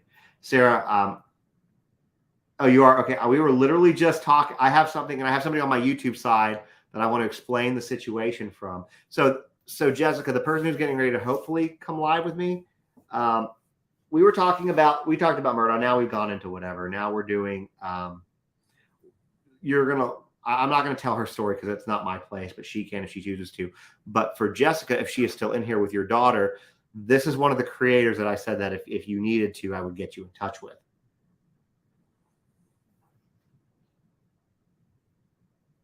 Gotcha. I'll tell you, before she comes on, let me do this because I've had 2 of these now. Let me take another 2-minute bathroom break. Sarah, if you're ready, then I'll send you another invite. Okay, give me like 1 minute to go to the restroom because I want to get into this with you. This creator she's got an amazing story depending on what she wants to share. Yes, the dog is snoring, and based on what we are literally talking about right now, her timing could not have been better. Give me 2 minutes. I'll be right back. Which that means, Sarah, you know what we were talking about.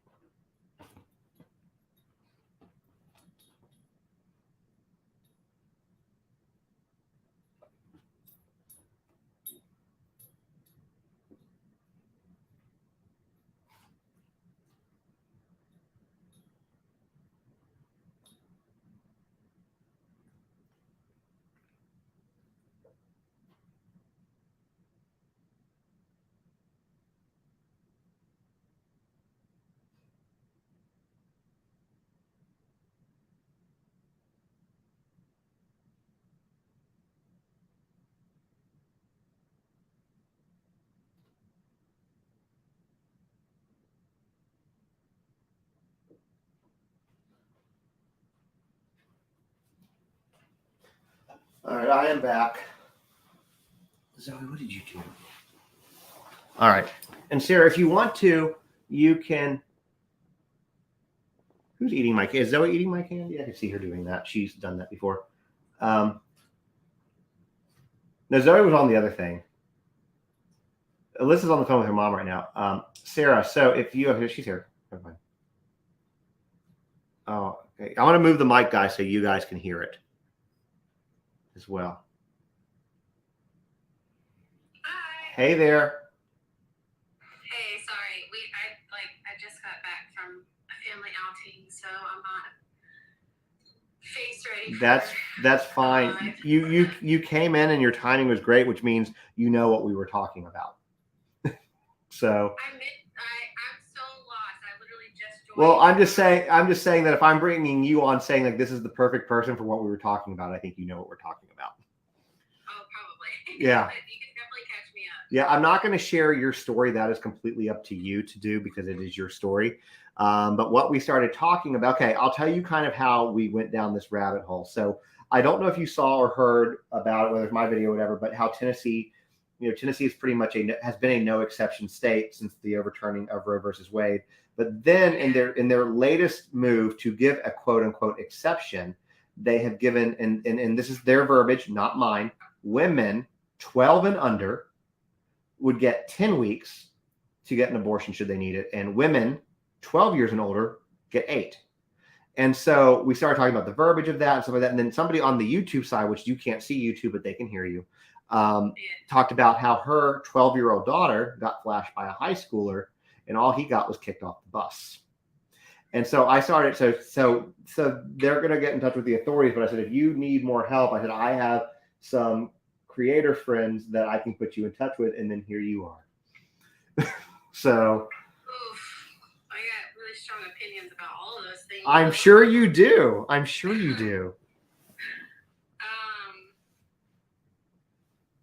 Yeah. So I'm originally from a state that's close to Tennessee, and I've been in Tennessee many times. So it's not surprising that that's the stance that they take.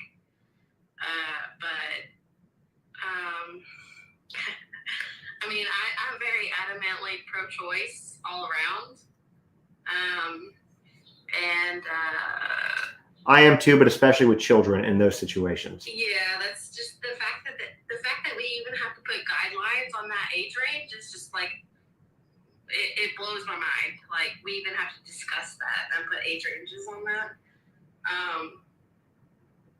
I feel like there should be a pretty hard line that says that any minor should have absolute discretion to handle that in any way that they need to handle it. So the fact that there's a number on any one of those things is incredibly upsetting. But what's the story about The other one? someone flashed someone? Yes. So yes. So on my YouTube live. So right now, and I'll tell you where you are because they can hear you. We're on TikTok, YouTube, Twitter, and Twitch all at the same time because I'm insane. But anyway, on the YouTube side, one of my people over there, she said that her 12-year-old daughter was flashed by a high schooler, exposed himself. That is a better term. Exposed himself to her, non-consent, obviously. So I'm guessing if he's riding a bus, he's probably underage also. And the only punishment the school gave him was being kicked off the bus. So we were talking about it. And basically we talked about you need to go to the police. The school needs to do more than that because this is the beginning of deviant behavior. And he needs to realize that there's consequences. I think a lot of parents in that position think that they only have one option, and that's just to deal with the school themselves. But they absolutely have all the options at their discretion, whether or not it's a minor involved or not. And I know that a lot of people, especially when it comes to dealing with other administration in the school system, they can be very intimidating. Yeah. And kind of intimidate the parent into not pursuing anything out of the school system, but that parent has every ability and backing to go much further outside of the school system, and they can push it a lot more than just having them kicked off the bus. So yeah, and I think that she's fine to do that. She's listening. She just said that. So yeah, and I appreciate you saying that. Again, that's what when I told them earlier, I was like, if you need some resources, I was like, I mentioned you and TikTok Advocate, and then I said, if you really want to go far, if he is over 18, then we can give him to Donish and our exorcist. But I think they focus a little bit more on outing people. Yeah. As far as resources, Yeah. I think they definitely can. No, your resources, they're outing people. You and TikTok Advocate are resources. Yeah, I think if they want to not be intimidated, because I feel like it sounds like they might have been intimidated by the school system to just kind of accept, having them kicked off the bus and that's it. That's all they're going to do. But they most definitely have a lot of other options, and they are definitely welcome to reach out to me. TikTok came back with the DM feature. For me, that was gone forever. Oh yeah, they did. Yeah, I didn't have that option forever, and then all of a sudden, a couple weeks ago, I had that option come back up again. So they're most definitely welcome to reach out to me on DM or Instagram, and I do have some people that can also help be very loud for them if they need that, and yeah, I'd love to help them be loud if they need that. Yeah, I appreciate that. And the other thing, let's go back to the Tennessee thing for a second, if you don't mind. Yeah. One of the challenges that I have with it, which obviously there's a million challenges with it. Really, let me tell you what this really is. This is Tennessee has no exceptions at all. They got, and that was including for grape and family members, since TikTok likes to censor words. So stupid. Anyways, there was no exceptions even for that. And but here's what the other part of the rule that I did not tell you is that if the state of Tennessee, which is why I think they chose to use the verbiage woman for 12 and under and up, I guess, is because if they decide that the quote woman is lying, then she gets an abortion and they decided that she lied, she gets a minimum of 3 years and has to serve 100% of it. Now, if it's statutory, you know what the minimum sentence for a statutory rapist is in Tennessee? 1 year. Are you trying to I am. I'm not trying, but it's. And when I did a video about it, and on top of that, you can see the whole bill on my Insta if you are so inclined. It's 3 pages. So, anyways, if they decide, and here's the thing: there's no guidelines as to what they determine as far as lying goes. So, if the state, and for any doctors that perform abortions for this, they are forcing them to maintain a tissue sample to give to the TBI should the TBI request it. Tennessee Bureau of Investigation. I'm just so incredibly I'm amazed like how in such a short time how far we've gone back. I feel like in the span of a year or two, we have just taken such massive steps backwards for women, and it's incredibly concerning. Not even just women, but children in general. That's but again, I'll be completely honest, with it being Tennessee doing this, I'm not surprised. No. Again, I used to live in a state I used to live in Georgia. No, I did too, but yeah.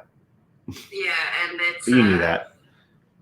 It's not surprising at all, unfortunately, but that's just it's disgusting.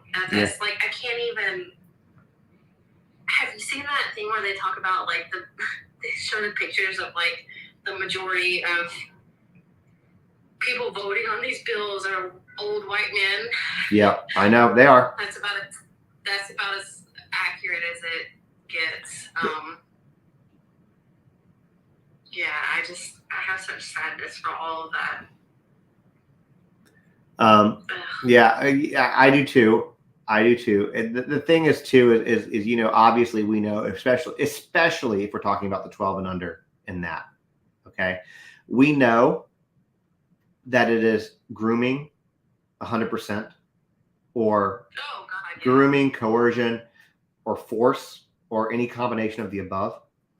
But the challenge that you have there is a couple things. One is if a 10-year-old girl gets pregnant through whatever happens to her, she has 10 weeks to make the decision. That by the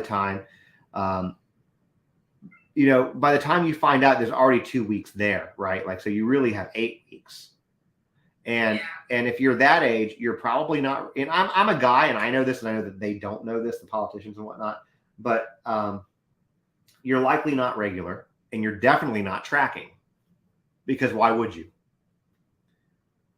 And on top of that, if you're groomed, the likelihood of you turning, saying anything because you were scared or because you thought it was okay because that's what you were groomed to believe, then you might not know anything until it's too late.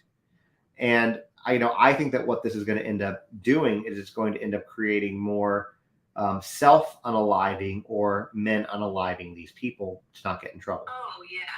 Yeah, not even that, but I don't understand the correlation between the laws of grooming a federal crime. It's the fact that we're even thinking about a 10 to 12-year-old becoming pregnant. What's happened? 99% of the time, that's going to be a situation of grooming.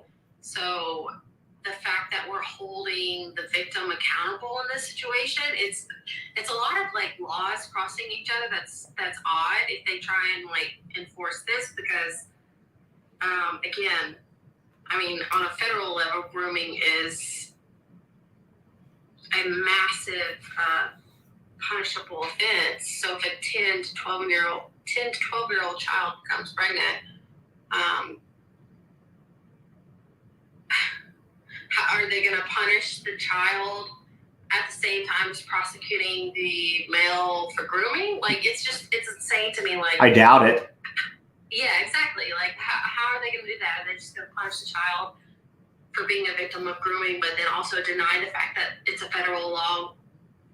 It's insane the way that that's playing out in my mind. I don't know.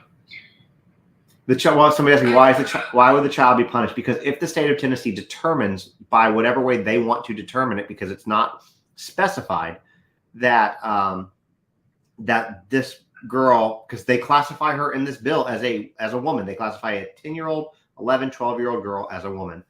If she's lying, she gets 3 years minimum and has to serve 100% of it. That's why. And there's no guidelines as to say what determines that. It's also going to stop people from coming forward on their abuse, which is a million times more dangerous. Yeah. Especially in a situation of grooming. Yeah. And then somebody in here just said, I don't know if you saw it, anybody, that she was SA'd at 6 and there was no arrest. They literally told her, they blamed her and told her it was a dream. Unfortunately, that's very common. Yeah. I mean, you know,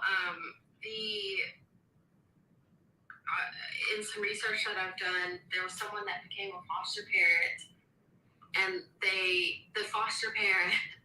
Okay, let me rewind.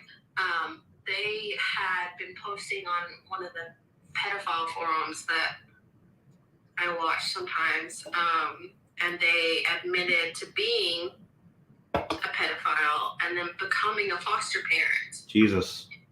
And then they stated in that at one point their foster child had a imaginary memory of them abusing them. And so they were moved, but they were convinced that it wasn't true. And what they just said, it reminded me of that, because people, especially in the foster care system, children that go into the foster care system are so vulnerable to that, to being told that their memories and their thoughts, and it's easy for them to be told that what they're experiencing didn't actually happen. And I'm so sorry to that person that said that. I didn't see that comment, but I'm so sorry that they experienced that, and I hope they found peace and know that they are 100% firm in what they experienced. Your platforms like yours are great, because I think that you know that what you're doing is good, and you've encouraged so many people to come forward and confront. I mean, I've seen the videos, some of the videos that you've done where they've given you permission to share their stories. And you've done some really great things for these people. And the thing is, the more this type of stuff gets called out, the better it is, Yeah. I've seen that. When I started my TikTok, I didn't even really have an idea of how important it was to talk about it. But the more that, my platform has grown, and the more that people have said and submitted their own stories that they're not comfortable sharing themselves, but they want their stories heard to warn other people. It's a very beautiful experience. So yeah, it's been a crazy ride for sure. You and I started about the same time, and yeah. Yeah, I know, and I legitimately I don't have the chance to go live anymore very often. No, you don't. You just happen to be in here. I'm like, I'm going to make her do that because this is literally what we were talking about. And I'm like, if anybody can provide resources, it's going to be you. So. Oh, well, I appreciate that. And definitely, I am more than willing to help. I try my best to help anyone that comes through my inbox. So whatever I can do to help. Well, her name is Jessica. So if you get a Jessica and she mentions me, then you'll know who it was. But I think that she is going to push more, I believe. They'll probably say that in a second, but she's going to push more. But and I think that that's good, because again, because here's the thing, I guess I never knew how bad it was. I knew that it existed. I knew that it was bad. I did not know how bad it was. And then now, especially that I have a daughter, I do not want this world for her. And so, so aside from talking about a lot of murder, which is what I have now gravitated towards, apparently. I talk about these types of issues too, because I think it's important. So, I just want her to end up having a better place. That's all. Than what we have, and not have to worry and be strong. And I think, one thing I'll say this about especially the younger generations, when you deal with the silent gen, and then the boomers, and then Gen X, a lot of them, that was just the way it was. There was nothing you could do about it. It starts to get a little bit better with millennials, but Gen Z calls everybody out on their BS and things that they do that are wrong. And I am envious of them. I am awe of that generation. They just do not care. They will blow it up. It's a beautiful thing to see. I'm not gonna lie. It is. They just don't, like my nephew, for example. There's a I won't go into too many details.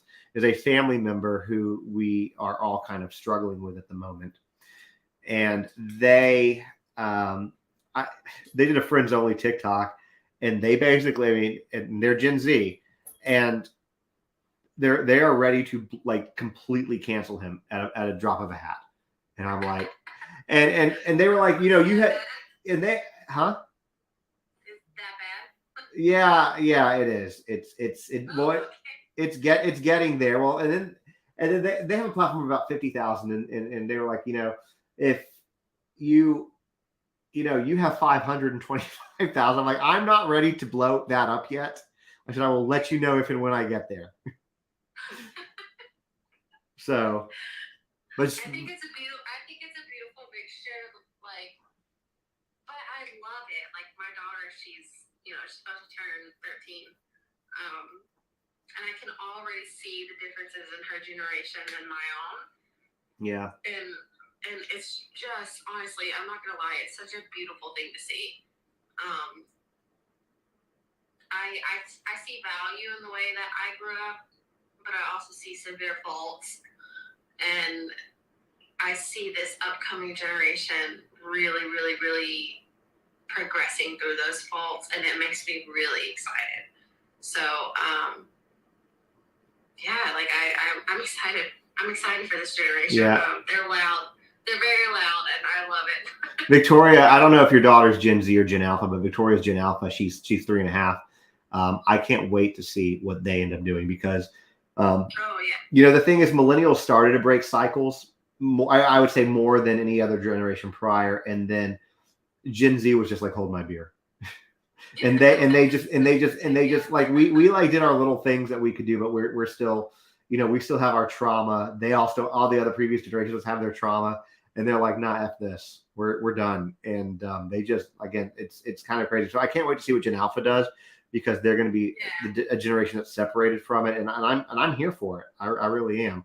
No, I agree, but I think I also attribute it to the access that we've had to different viewpoints than our parents had growing up. You know, like even like the platforms that we have now and the discussions that we have now.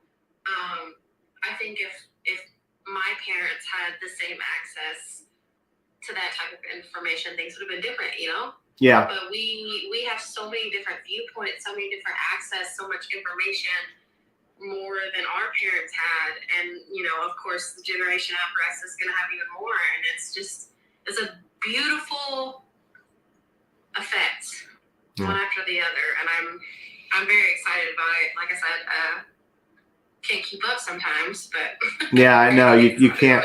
Well, you know, here's the thing though. I'll say this, going back to you do good work, and you've given a voice. And I every time I see, there's certain, like, you know, right now that the mascara trend is going on, and like every time I see that, and I see the person, like I sent like somebody over to you today. I'm like, you need to follow these two people.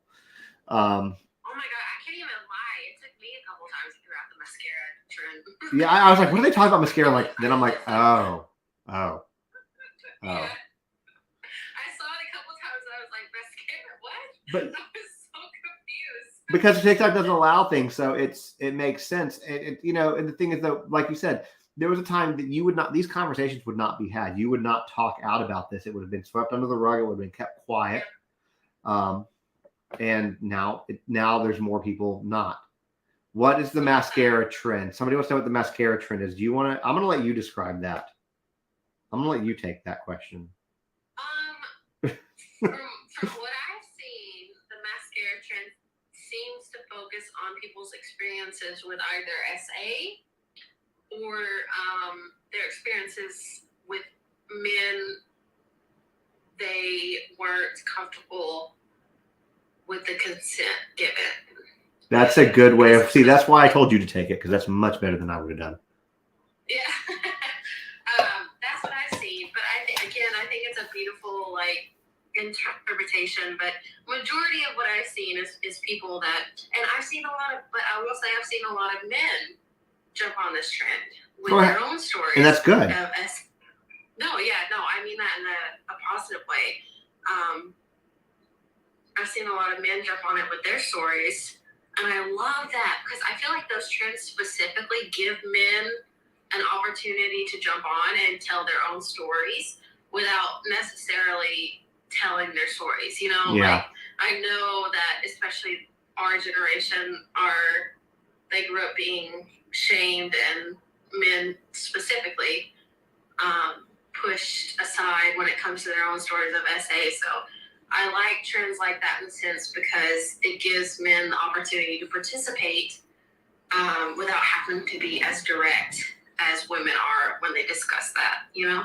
Yeah, So that's beautiful. I attribute a lot of that to Johnny Depp. Yeah, I do. And I think a lot of people won't be happy to hear me say this, but I'm 1000% on the Johnny Depp. Why wouldn't they? I am like, so I fangirl the hell out of Johnny Depp. Yeah, I do too. And I literally have an autographed picture of him, right? Like I'm looking at it on my wall. I watched that entire thing, and it was sad to me because there are people that gravitate to the notion that like the woman has to be believed because she's a woman. And I mean, I won't lie. Obviously, like Johnny Depp is not like completely absolved of shitty things. Like, No, he's not. He's not a saint by any means, but. No, not at all. But yeah, no. I watched that entire court case as it played out online.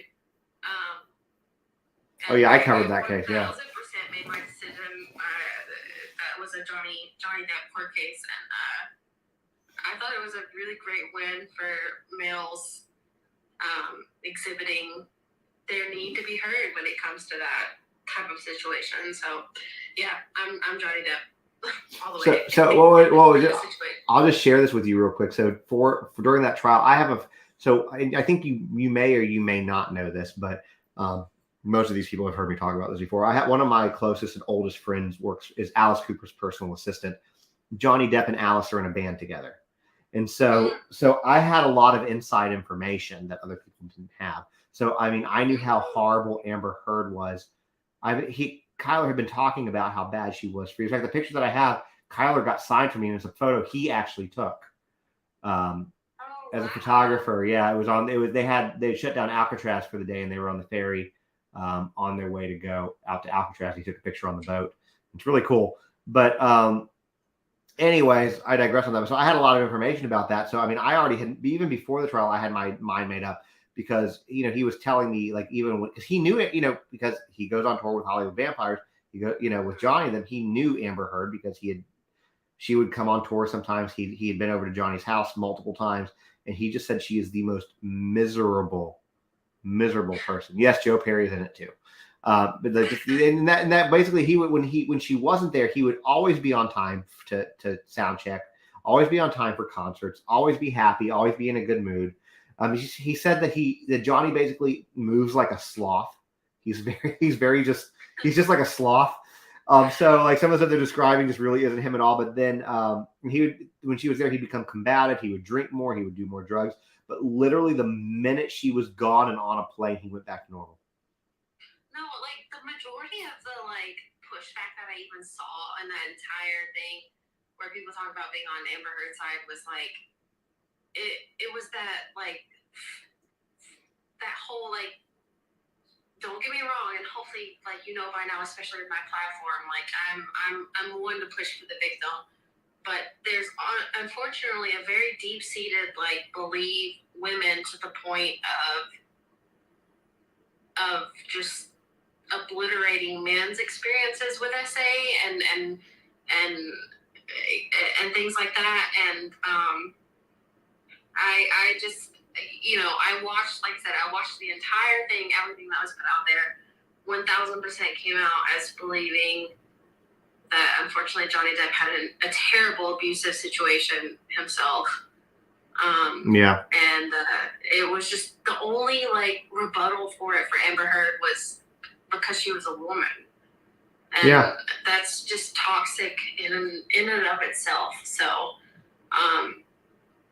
yeah, that was insane to me. I watched that whole thing play out, and it was just insane to me. Yeah. Somebody just came in here and said, we are making gender-based stereotypes for beliefs. It's incredibly disappointing. I think that we're really kind of doing the opposite. I think that literally what we're doing is we are sitting here talking about how men get abused as well. Yeah. No. I saw that too. Yeah.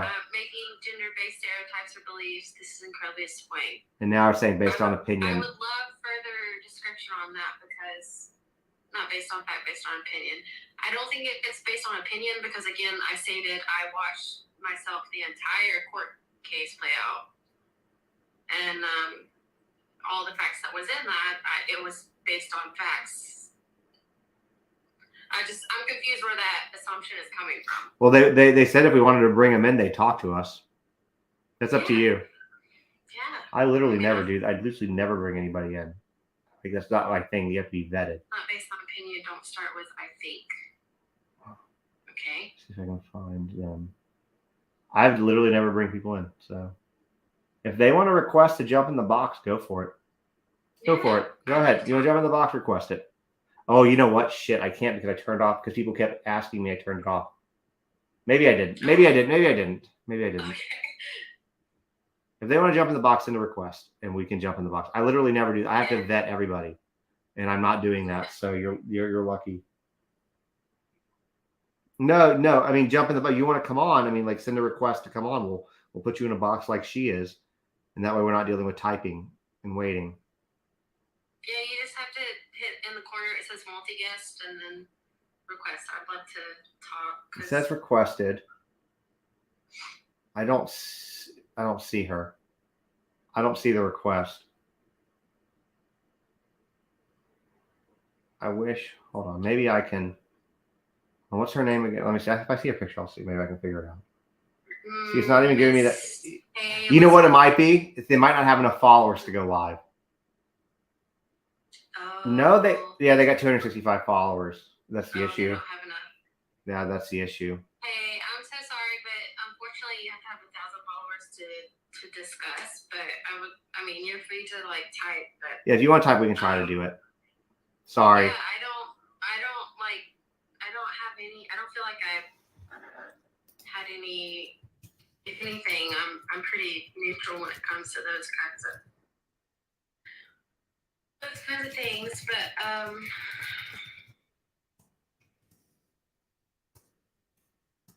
it's improved. Oh wow, that's a really random question. But Science doesn't even prove male or female. I missed it. I was looking at. Did you say you were like on live with Twitch and YouTube and Twitter. TikTok and all of that at the same time? Yes. Okay. I gotta get on your level. You know, here's the thing. I'm trying because TikTok sucks. I'm trying to move stuff. I got verified on Insta. Did you? I did. Congratulations. Thank you. And then I sent a request to TikTok, and they were like, "No, bro, you're not getting verified." I don't understand people that have been verified on other platforms, and they're like, "No, it's fine. It can exist here." And I would do Twitter too, and be like, "Hey, look, I'm verified on Twitter and Instagram, but now you can just buy verification on Twitter." So I don't think it has as much credibility as it used to. Yeah, I don't even lie.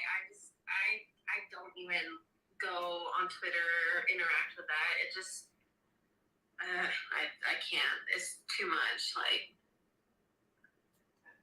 So somebody has said this has been such a good conversation. Don't let one person who hasn't even been here shake it up. It's not a shake. Here's the thing. If it was somebody who came in and was like completely disrespectful and a complete jackass, then it would be different. But they've been respectful. I think overall they've been respectful. Yeah. And if you come at it from that particular angle, then we're happy to engage in a dialogue because that's just what you should do.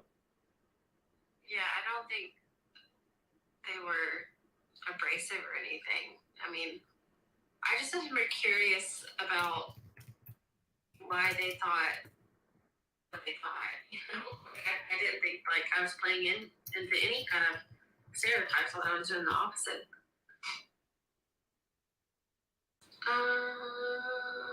We're definitely not using gender roles or stereotypes to address. No, I think everything we're doing. What's my full time? I'm a pharmaceutical rep, so I'm a legal drug dealer. That's what I am.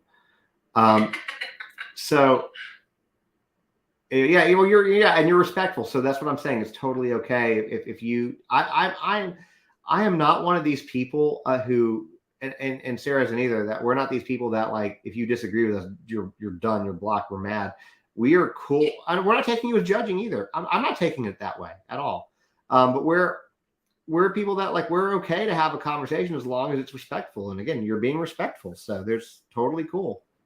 We don't mind having a discussion. I just wanted clarification because you said that you felt like we were playing into certain stereotypes, and I just wanted to see like why you felt that way. Yeah, and respectfully, I would disagree with that because one of the things that we were talking about was the fact that typically speaking, it used to be that we were talking about women and girls and the abuse that happens to them and the level of people believing in consequences of that. But then we went into how men are starting to speak out too, and how Johnny Depp's trial, made that where it's more. I guess people maybe feel it's safer or easier to do because you have somebody who's like, literally one of the top movie stars in the world, like A-list, top of the A-list, going through something like this. And I think it makes it seem more, I guess, makes the topic easier to talk about. And whereas that used to not be a thing, it used to be where men would automatically be like shunned or would have swept under the rug, or no, you couldn't do that. But with him having this trial and showing that he was a victim of abuse, it's now I think it made it, there's a safer spot for men to speak out. Open a door. Yeah. It opens a door. Good point. So that's what we were talking about. So that's what I'm kind of like with her. I'm confused because, I think that we were trying to break the norms on that. The only thing that's non-negotiable is if you're talking about children and children being at fault, then that's a non-negotiable. Yeah, I'm on board with that one. I completely agree that men are often abused and overlooked. So we might be on the same page. She just might have came in a little bit later and only heard the back end and not the front end. We might all be on the same page, but I think we are. Yeah, exactly. Somebody on YouTube said destigmatizing shame. Let me tell you how much on board I am about the difference in. Okay, so I'm sure, I don't know if you saw like my last couple of videos that I just did about the person that I found on a pedophile forum. Was that the one through Pinterest? No. Okay, I've not seen anything since your Pinterest. Nothing has popped up on my page since your Pinterest video. Oh, okay. So let me give you just a quick rundown really quick. So obviously because of what I talk about for like the last couple of months, I have been, I guess the best word is I've infiltrated some like MAP forums, which they call themselves minor attracted persons. Yeah. I've seen you talk about that before. Yeah. Okay, so I've been doing that for the last couple of months, and I zeroed in on this one person that goes by the name of Katie Cruz, and like they said that they were a woman, they were a cisgender woman, and I became particularly concerned about them because they had been obsessively talking about one specific child. Mm-hmm. And I kind of like zeroed in on trying to figure out who they were for the last couple of months. And so a couple of days ago, I became kind of desperate, and I posted a TikTok video, and I was like, hey, this is the information I have. If you guys can help me push this video out, maybe I can find the parents of this child and show them this evidence about how bad it is, because the person had been posting things talking about waiting for the child to turn 18 and wanting to take their virginity and just really like obsessive concerning things. Yeah. So I've just become like really desperate to find this child and their parents so that I could let them know that this was happening. And I had been watching this person for a while, and they had over many times like claimed that they were a cisgender female. And so I was convinced that they were a female. And so the other day I posted a video asking about this, and people commented on it, and they were like, "Are you sure it's a female? It might be a male." Like, I had so many comments of people being like, "Are you sure it's a female? Like, it's probably a male," like pretending to be like, males are more likely to do this. And I was adamant that it was a female, because I am so worried about that stereotype that females cannot perpetuate abuse. And so I eventually, as of the last couple of days, found that person's true identity, and the parents and the child, thankfully. And it did turn out to be someone that had transitioned to be from male to female. But I bring that up because the comment section was what concerned me, because there were so many people that were so easy to dismiss that it might be a female. You know, like, I think there's an alarming assumption that females can't be predators or be dangerous. And I've seen an increase of that lately. But I push back on that a lot. I'm saying, I always say, like, you know, that's not necessarily, we can't dismiss that, you know, as an option. Yeah. So I bring that up because of this discussion that we just had, that, you know, I'm always looking at both sides. It doesn't matter if they're male or female, or because both sides are completely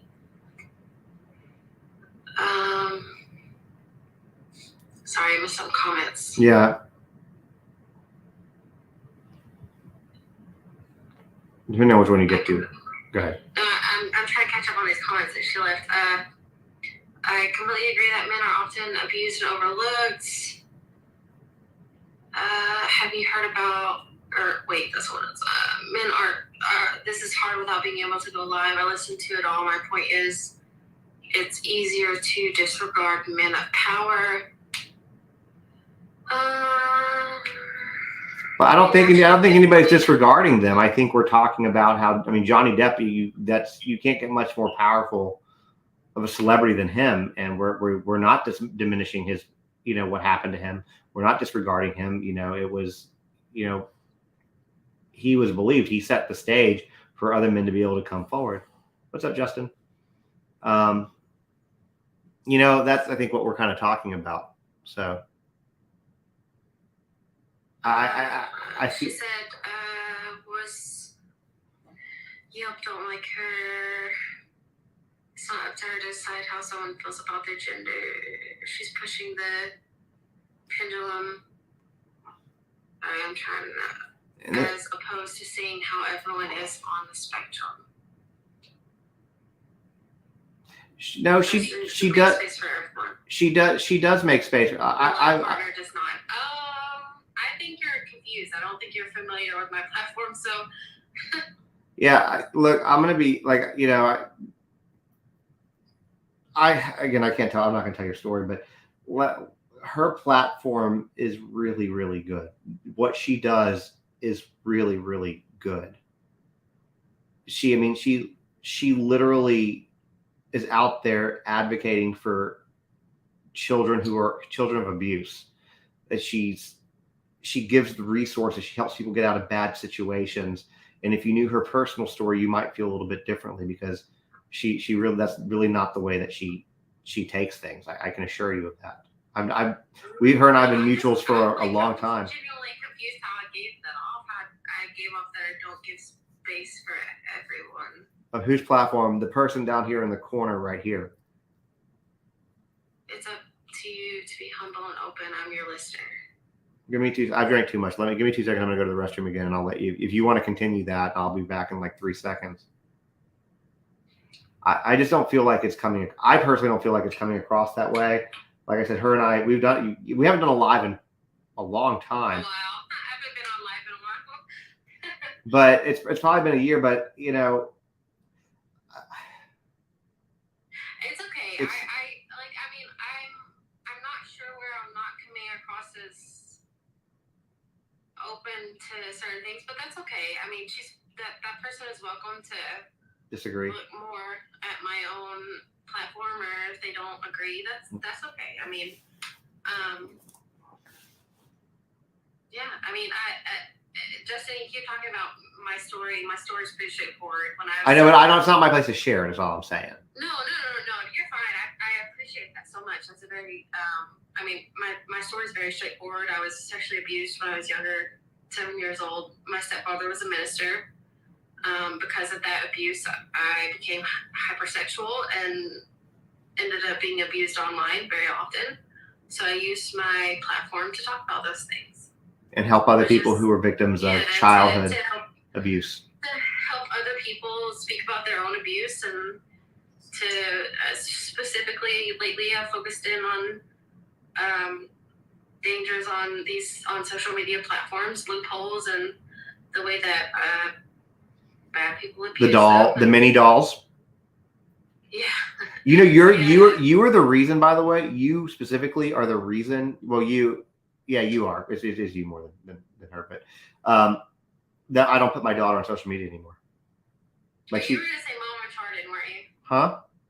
You were gonna say Mom Uncharted, weren't you? No, I was gonna say TikTok Advocate. Oh, really? I don't know Mom Uncharted. I thought it was Mom Uncharted, Sarah. Like, No, I don't know her. It's you, but you know, like all the stuff that you show, like that kind of stuff. Like I don't like. That's why Victoria is very rarely featured in anything anymore. Very rarely. I think and again, we talked about earlier about like the differences in generations. Like I grew up when like MySpace was just becoming a thing, and Facebook was too. And like 2010, I had my first daughter, and I shared everything, and nobody thought twice about it, and like I realize now how detrimental and unsafe that is, and so that's why I talk about it too. God, there's just so many different ways that I just don't think parents are aware about. So it's like, I don't think they can be, because kids don't want to come forward and tell, and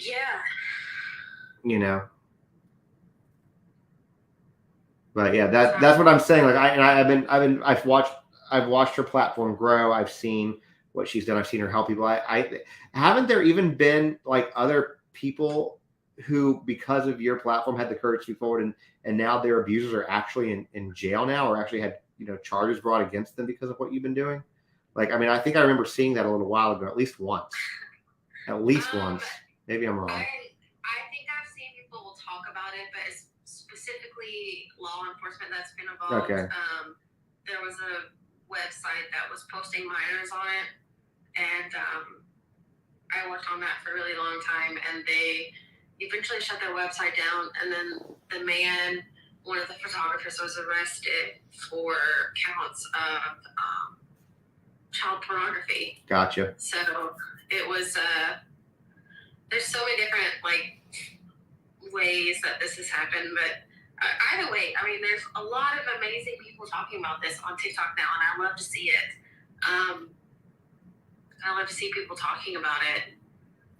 One thing that I'll say to you, and I can't take credit for this. I don't like using the term child pornography or in this kind of case. Well, I mean, at all, because it's a bad thing. But pornography indicates consent. Oh, for sure. I've advocated for the and I know it's a very maybe it was you that I got that from. I don't know. Yeah, the child sexual exploitation or abuse material. Yeah, CSA. It's child abuse material. And that's what I use 90% of the time. It gets really difficult when I make TikTok videos because a lot of times people don't know what that term is. Yeah. So still legally it is known as that.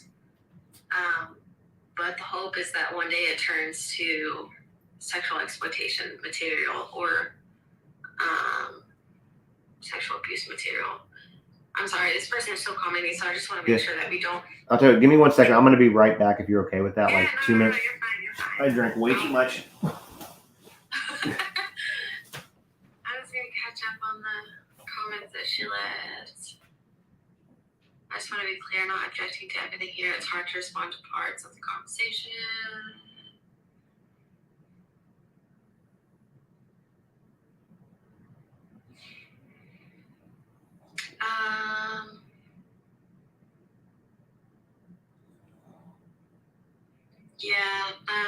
I'm still a little lost on your issues, Miss K. Elizabeth, in the nicest way.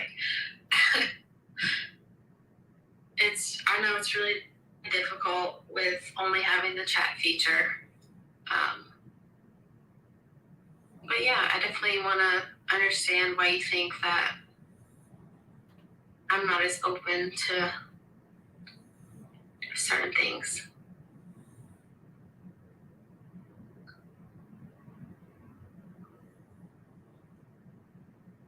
Not trying. I didn't think that the opinion was valid. Well, I think personally that all opinions are valid. Is filled with gender-based stereotypes. Okay, can you elaborate on that initially? What was the gender-based stereotypes that we said that bothers you? If you could elaborate on that.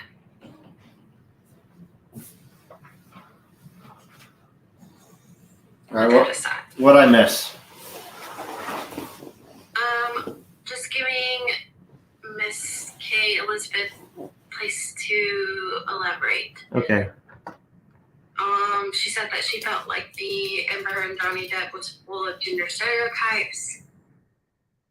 And I just asked to elaborate on that.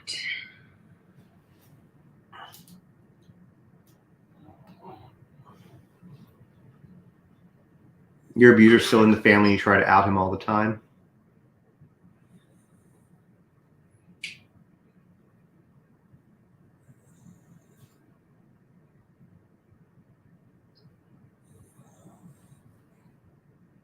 We're waiting for the answer. Right?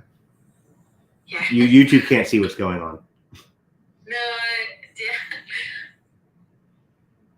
And after you and I jump up, I'll probably go straight over to YouTube for a few minutes because then I can be unfiltered.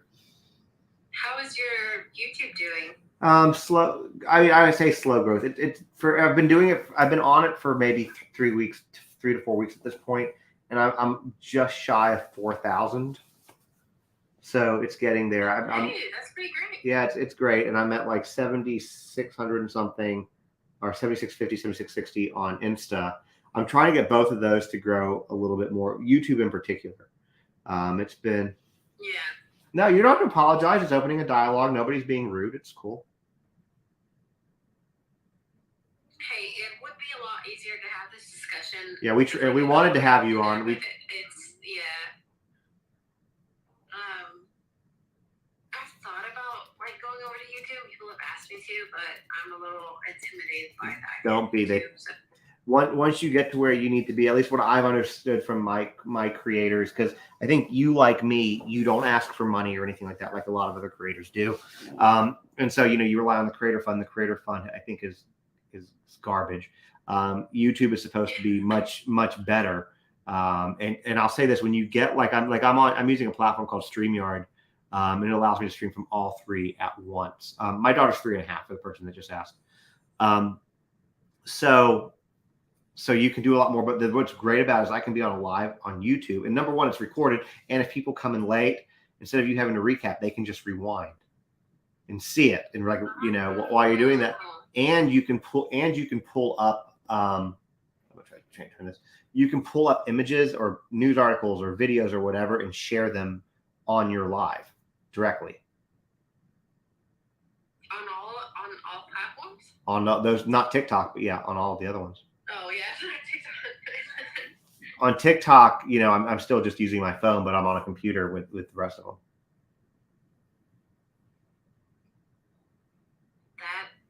You're good. Enticing. Huh? That's enticing. Yeah, Miss K. Elizabeth, it's fine. We just wanted to give you the floor to discuss your opinion about things, and nobody's mad, nobody's upset. It was just. And apparently they're saying on YouTube they can zoom in when you show something. Dang, that's like, I gotta utilize that because I have so many things where I'm gonna share. Yeah, well, that's what I'll do is like with the Tennessee thing, I did like a 1-minute video. I was like, if you really want to hear how I feel, go to YouTube, where I ranted for 7 minutes.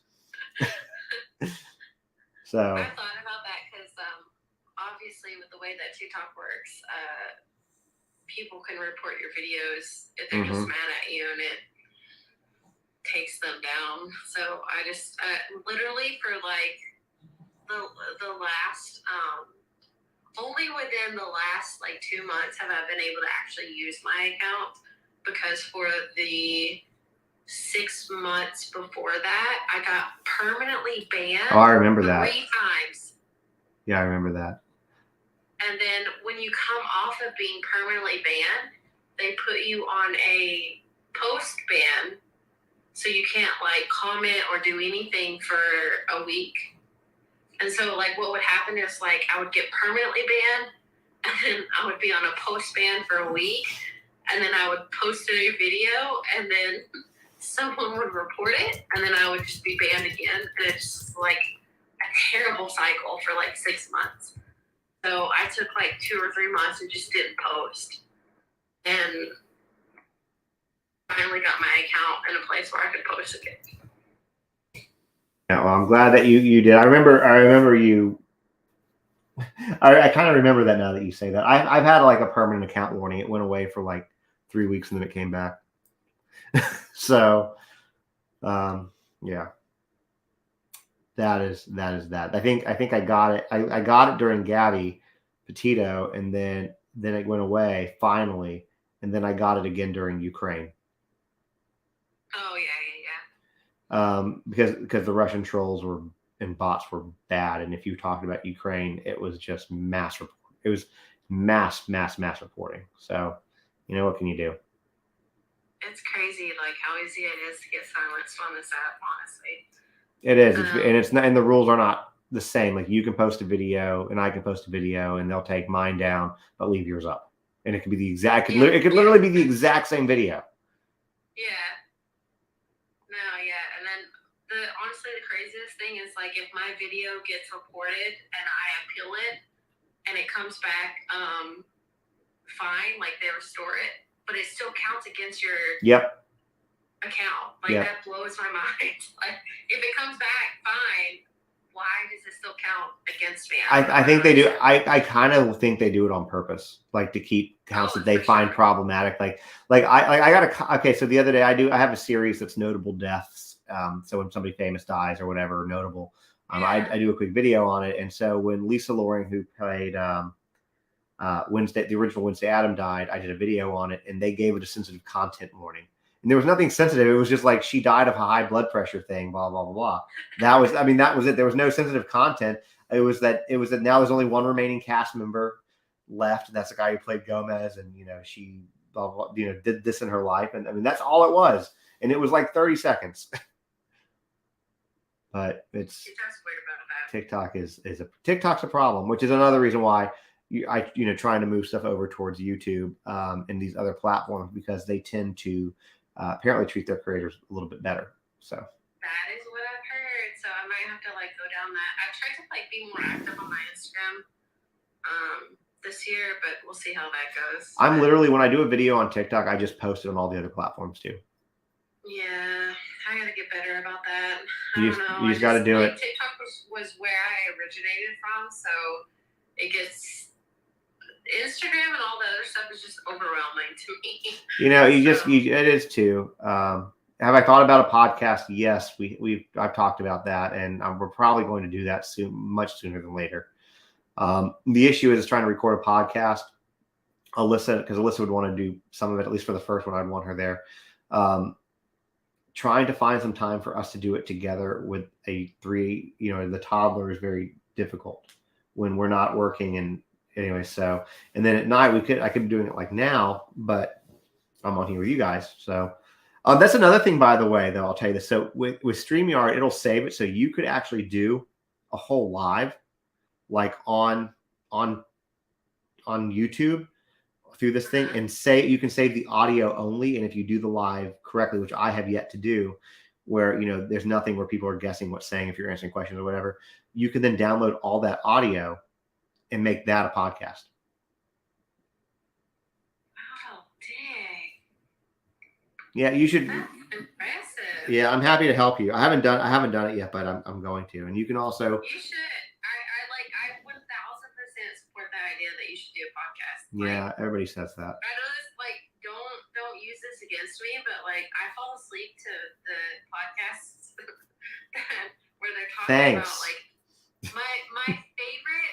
I fall asleep to the I don't know if you noticed it, but the Let's Read podcast. Mm-mm. And he like just reads like stories.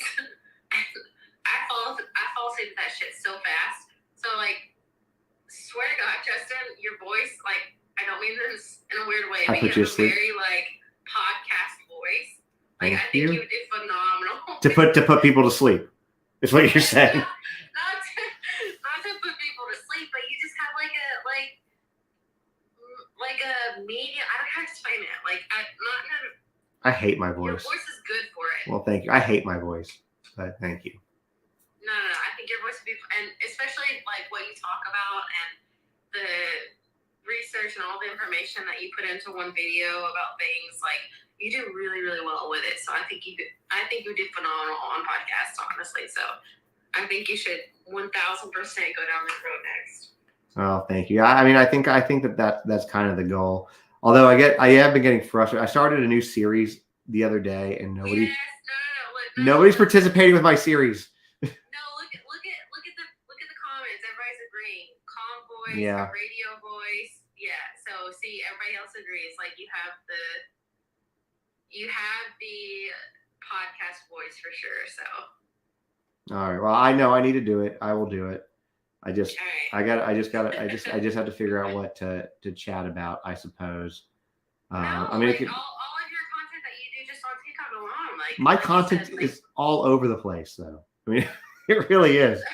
No, but like I've seen like your covering of like the Gabby stuff and like all of that, like everything that you already do on your platform, the discussions that you have, like. I genuinely think that you could put those into podcast episodes, and I think you're missing an opportunity because I think you would do really well with it. Well, I do have to say in regard to Gabby, and I talked about this earlier, and I can't give details of the conversation because I promised him I wouldn't. Well, what was really kind of surreal is I had a long phone conversation with Joe Petito yesterday, and it was weird, like not bad weird. I just never would have expected, being in the position to be having a conversation with him and the work that he's doing. Yeah. So anyways, they call it ADD something niche plus an extra pixie dust sprinkled on. Yeah, I'm all over the place. So no, I can't share. I told him I wouldn't. I have to respect him. I have to. Yeah. Well, All right. I'm gonna let you chit chat with other people. All right. Well, thanks for stopping in. Yeah, me too. Have a great night. Thank you for sharing. Yeah, thank you for bringing me in, and I don't know if that person that needed help. No, she was. Oh yeah, I don't know if she's still in there or not. Oh yeah, she is. She's talking. She said she has to do a Zoom meeting with both principals. It's been crazy 2 weeks with my client. So I think that she's got to do. She's been talking over here, but I think and she can get in touch with me if she needs to, and I can get her over to you. If that becomes the case, but.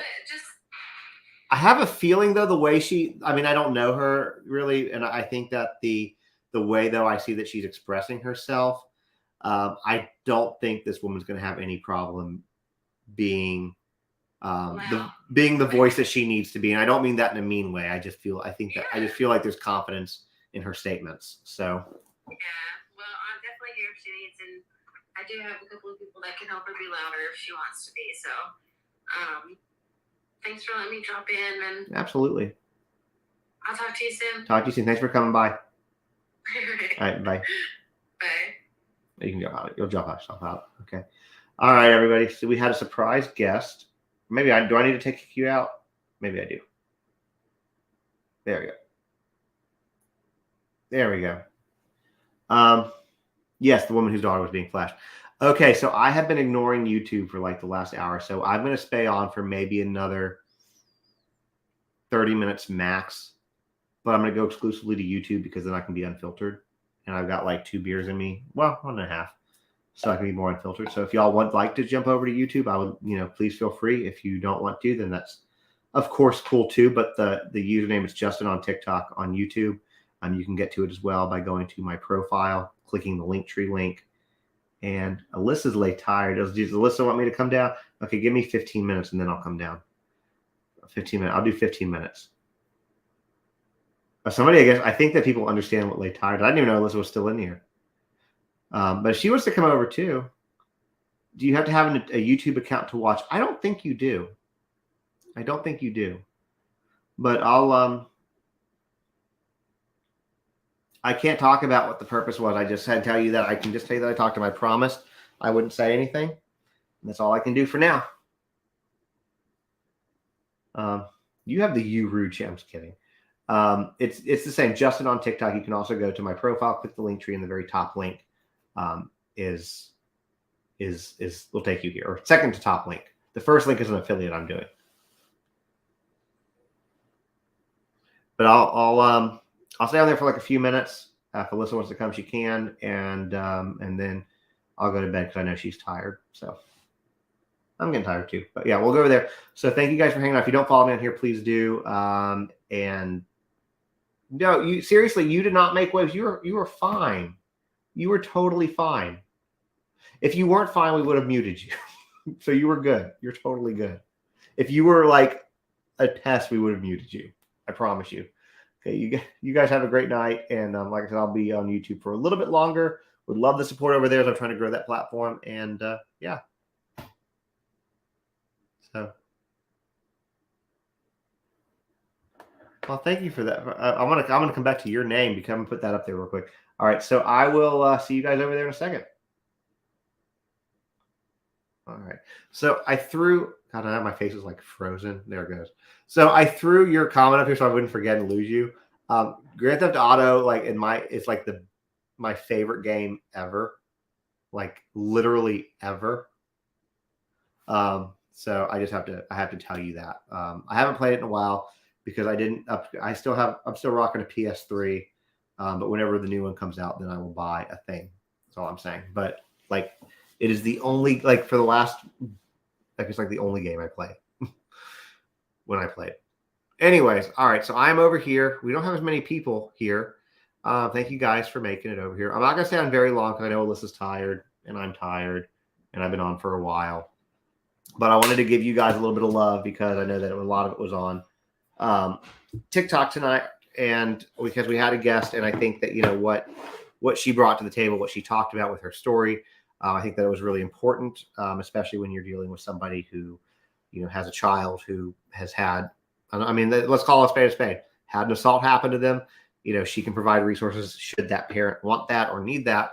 And, you know, I think, again, unfortunately, a lot of women, it's a story to some degree, maybe not 7 years old, but that you can relate to at some point. So, anyways, my point is, that's funny. Well, good for you, Rebecca. I don't hold it like I used to. Anyway, so I'm sorry that you felt I'm sorry that y'all felt neglected. So I want to give you guys a little bit of love, talk about what you guys want to, answer some questions. I know Lars has been all about the balloon. I don't think we need to talk anymore about the balloon or piece of metal or whatever the hell, because now y'all know way more than me, and I'm not going to go back and read the conversation right now to talk about the balloon.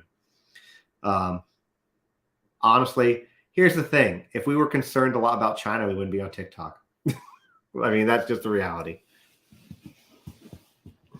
So, talking about balloons. Mardi Gras in South Louisiana. It is. Well, Mardi Gras is, I think I've been there once. Say your dumb thing, Lars. Go for it. What do you mean that a virus 2.0 spread? I'm confused. I am so confused, Lars.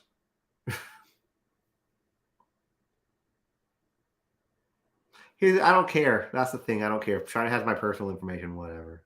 Oh, it's a spread of Corona 2.0. No, it's not. But the balloon does not have the virus. First of all, they don't have to spread COVID anymore because COVID is still here. And it keeps mutating. And it keeps mutating. And it keeps mutating. And it will never go away. It is here forever in some form or fashion. We have passed that. I mean, apparently I did. I saw something about like a car and like 175,000 miles and a battery. I saw random pieces. I'm like, I don't even have the brain capacity to get into whatever the hell y'all are talking about. So I didn't know what it was. Okay, so I did see a little about the Mormon stuff, and I know about their my wife. I wish Alyssa would come in here. I know she's tired, but like I know that there's this thing about like their soda bars because they won't do coffee, but they'll do like Dr. Pepper with cream or something. And then I know about Mormons and soaking, which is just really weird, because that soaking's okay. Every state is reporting a balloon. Yeah, it's not going over. Yeah, do you get okay, so Bunny Sue, did you get the reference? Because that's what's the important part. Did you get the reference on Lay Tired? I don't understand the balloon combo. Soaking. Somebody's like, what is soaking? Who wants to tell Dolphin what soaking is? All right, well then I'm very impressed. That makes you that much cooler.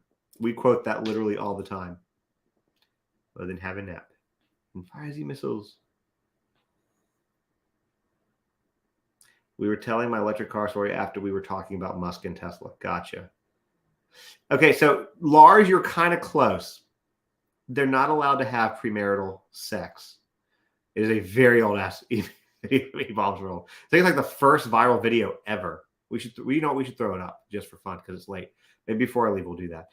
It's where they can. So they're not allowed to have premarital sex, but they can do what's called Mormons can do something called soaking, where they can put it in, but they just have to leave it there. They can't move.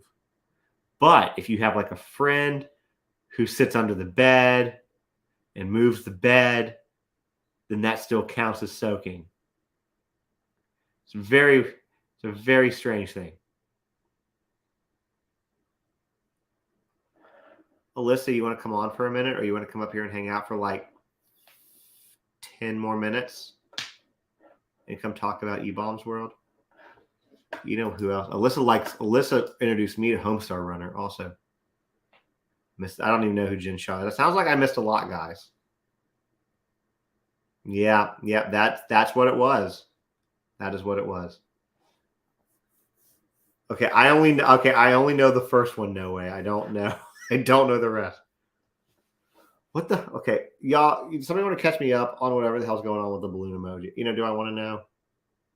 That's a great conversation, Jessica. Purity culture is so messed up, and it does lead to grooming, and it leads to shame, and it leads to people not being educated.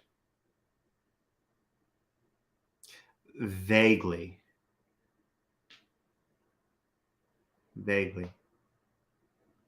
You'll never think of the word soaking the same. Well, I'm glad, Angela, I'm glad that I ruined a word for you.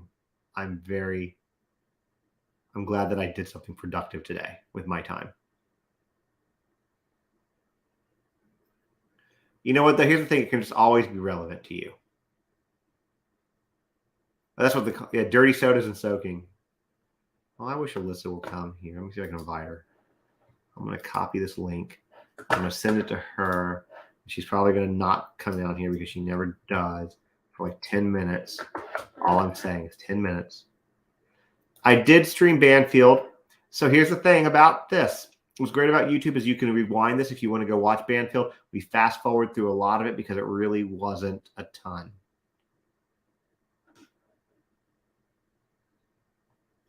She said, I'm all up under the covers. It's so cold and sleepy.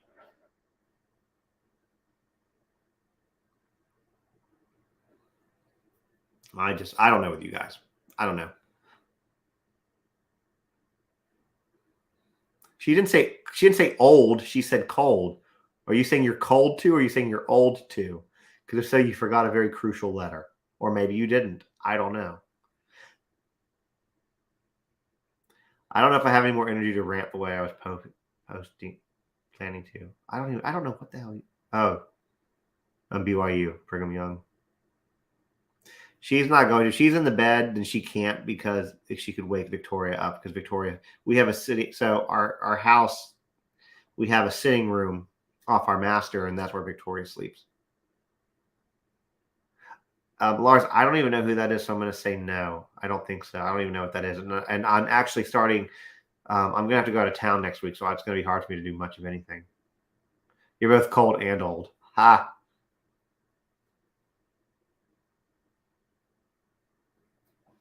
Yeah, COVID's never going away, guys.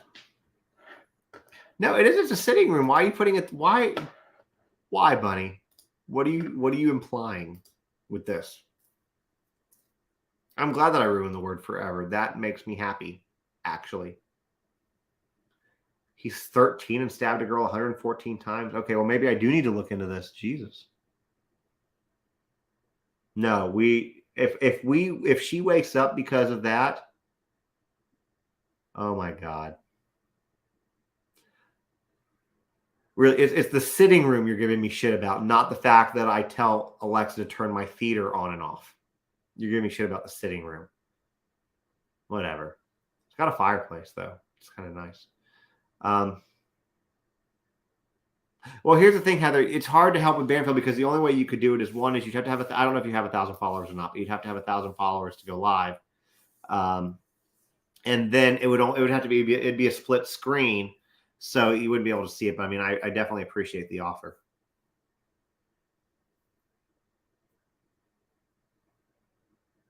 Y'all are just whatever. Ooh, a fireplace. Y'all are too much. Y'all are too much. It's a room connected to the bedroom. It's not as fancy as it makes it. Yeah. She sleeps on a couch. Exactly. She sleeps on yeah, she calls it her couch bed. She loves couch beds. Clearly a very fancy child.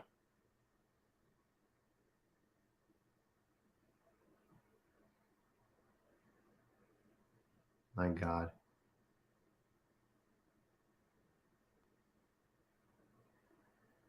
That is interesting. Lars, I have to look into that. Thank you for bringing that to my attention. I'm not being facetious. I don't know how I've not heard about that. Alyssa, have you heard about that? Yeah, I do like couch beds too.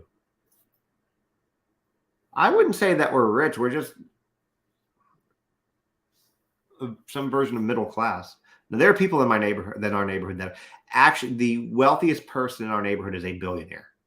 And he lives in a very completely different section of our neighborhood.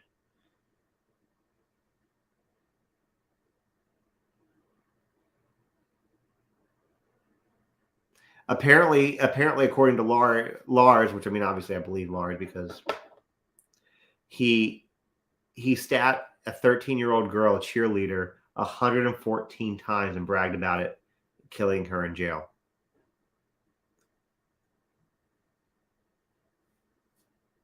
Maybe I did. Maybe if I saw a picture. Trial starts Monday. Well, he sounds like if he was bragging about it in jail, it sounds like it's going to be a real quick trial.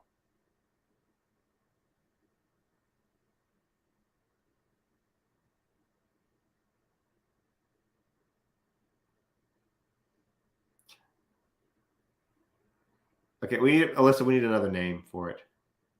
You know, at the same time, we have weird names for like all of our rooms for the most part. Like every room has like a weird name. Not every room, but a lot of rooms have weird names.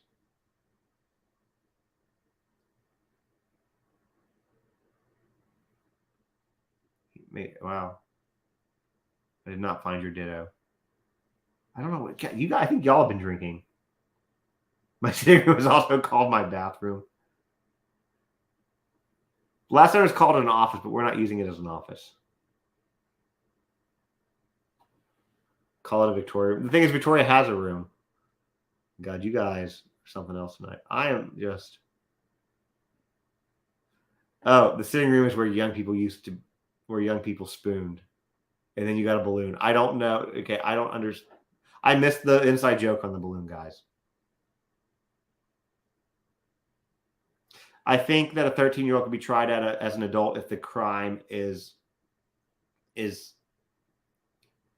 harsh enough, which this sounds like it is. And I mean, stabbing somebody 113 times, that is. I mean, he needs to be tried as an adult.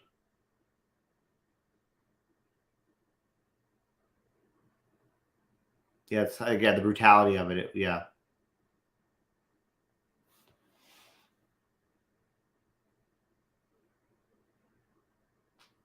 I'm going to remind you all that we're not going to be live tomorrow because Alyssa and I are going to a concert. We're all going to the concert tomorrow, and it's going to be lots of fun.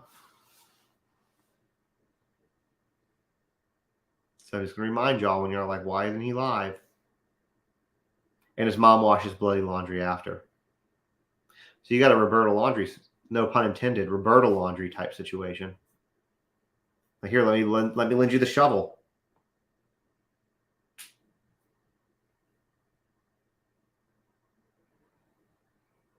Well, I've got the watch hours. I don't know. Do I want to leave? Do I just want to leave YouTube up while I sleep? That would be insane. I mean, I guess I could.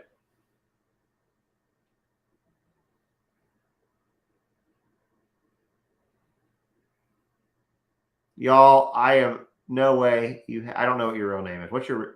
I don't want to call you No Way because then it kind of reminds me of like Not Sure, which was the name of Luke Wilson's character in Idiocracy. I'm so confused. Yeah, the Tristan girl. Apparently, that's what somebody said.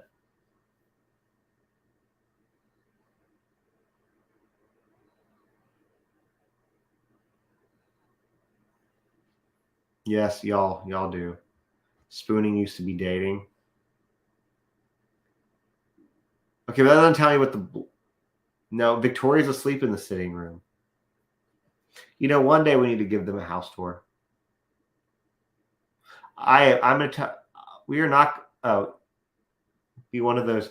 Okay, Alyssa, do you want to be part of the watch you sleep influencers? Hi, Janice. You're way too early for Saturday.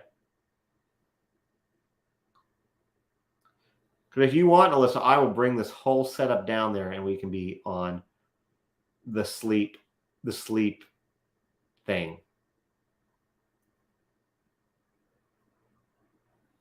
Listen, it's not. You know what we could do? We could just put the puppy. Look here. What if we just left it on? Oh, damn it. I spilled that. Oh, well. No, I didn't spill it. It's empty. What if we just left them on and they are who you watch sleep? We could do that. What's a watch you sleep in? They can listen to somebody tap all night. Yeah. Tap, tap, tap, tap, tap. Sitting room is the toilet, y'all. That's right. Thank you, Erica.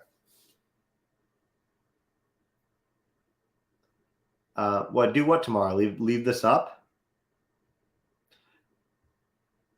No, first of all, the dogs are not allowed upstairs when we're here, but I could. Is there anything that I could play for you guys that wouldn't get me in trouble on YouTube? I don't know.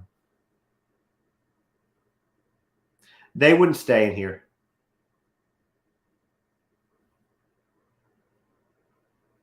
Okay.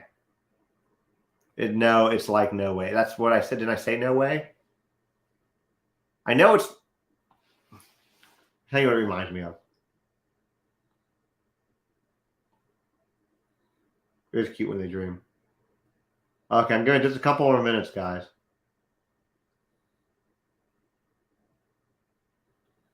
Gotcha. Saw security team. If it was TikTok, I could just leave a whole bunch of records on to go. Because we have a record player that'll do that. I can load them up. Can I touch what happened with the dating app guy? Yes, I can do that. By the way, if you're just wandering in, please follow this channel. For the love of God, I'm trying to grow it, and I could really use some help. Please. Yeah. So what happened with the dating app guy is basically he is dead. So it was in Oregon. He was using a dating app to find his victims. He beat, probably. He beat and bound, tied up his last victim. I don't know if she's even out of the hospital yet. She was in I think she was in critical condition, maybe even a coma. Can't remember. And the last time I did the record thing, I did get banned. I did. And he got into a standoff with police the other day. He was under the house of his victim. And he got into a thing with the police and then shot himself. But then he didn't die. But then he did die. She's on life support. There you go. So yeah, that's what I meant. Not kind of life support.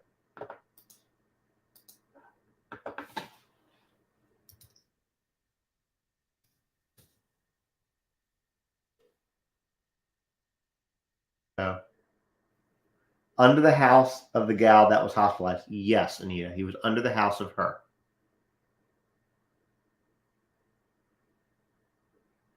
I'm just going to tell y'all flat out, I hate that y'all have an inside joke that I don't get. Like, I'm so confused. And it's too late for me to sit here and, well, actually, I don't think it's a shame. And I'll tell you why I don't think it's a shame, Emily. I don't think it's a shame because now he cannot harm anybody else. Because last time he did this, because he had done it before, they said that he did kill. Yeah, it did say that he is linked to that other couple's death too. But now he can't do anything to anybody else.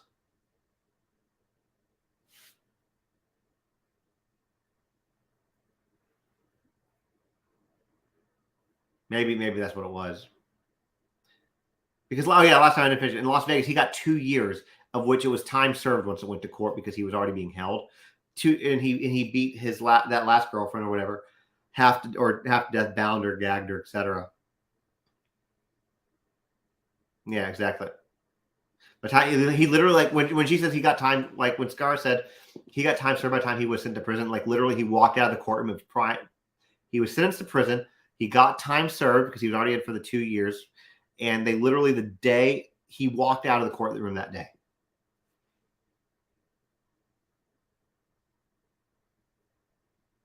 That's what happened in that situation. Okay. It is 12:23. It is late. I am tired. So I'm going to go to bed. Am I leaving this up? Alyssa, am I leaving this up or not? I wish I could put something like ridiculous on for you that YouTube wouldn't ban over. I'm going to sit in a dark room. Leave you on a purple light. I don't know.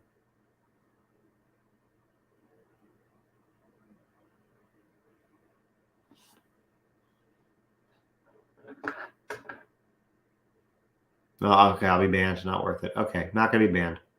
I don't know about tomorrow. We'll see. Oh, getting enormous pin to pop the balloon. Got it. Okay. All right. Well, it's not for me, so y'all can chat. Y'all are whatever. So he only got 2 years. My abuser got 4 years and is back in prison on another domestic violence charge from another female. I'm sorry, Jessica. It sounds like you have some stories, and I'm sorry for that. I do want to know what happens though. Like, please keep me updated on the situation with your daughter, like, and that guy, because that's just you have to push that seriously. Yeah, thank you, Lars. I appreciate it. Banfield's starting to get on my nerves. We're gonna see. We might have to be doing new things. All right, you guys have a great night, and we will see y'all again soon.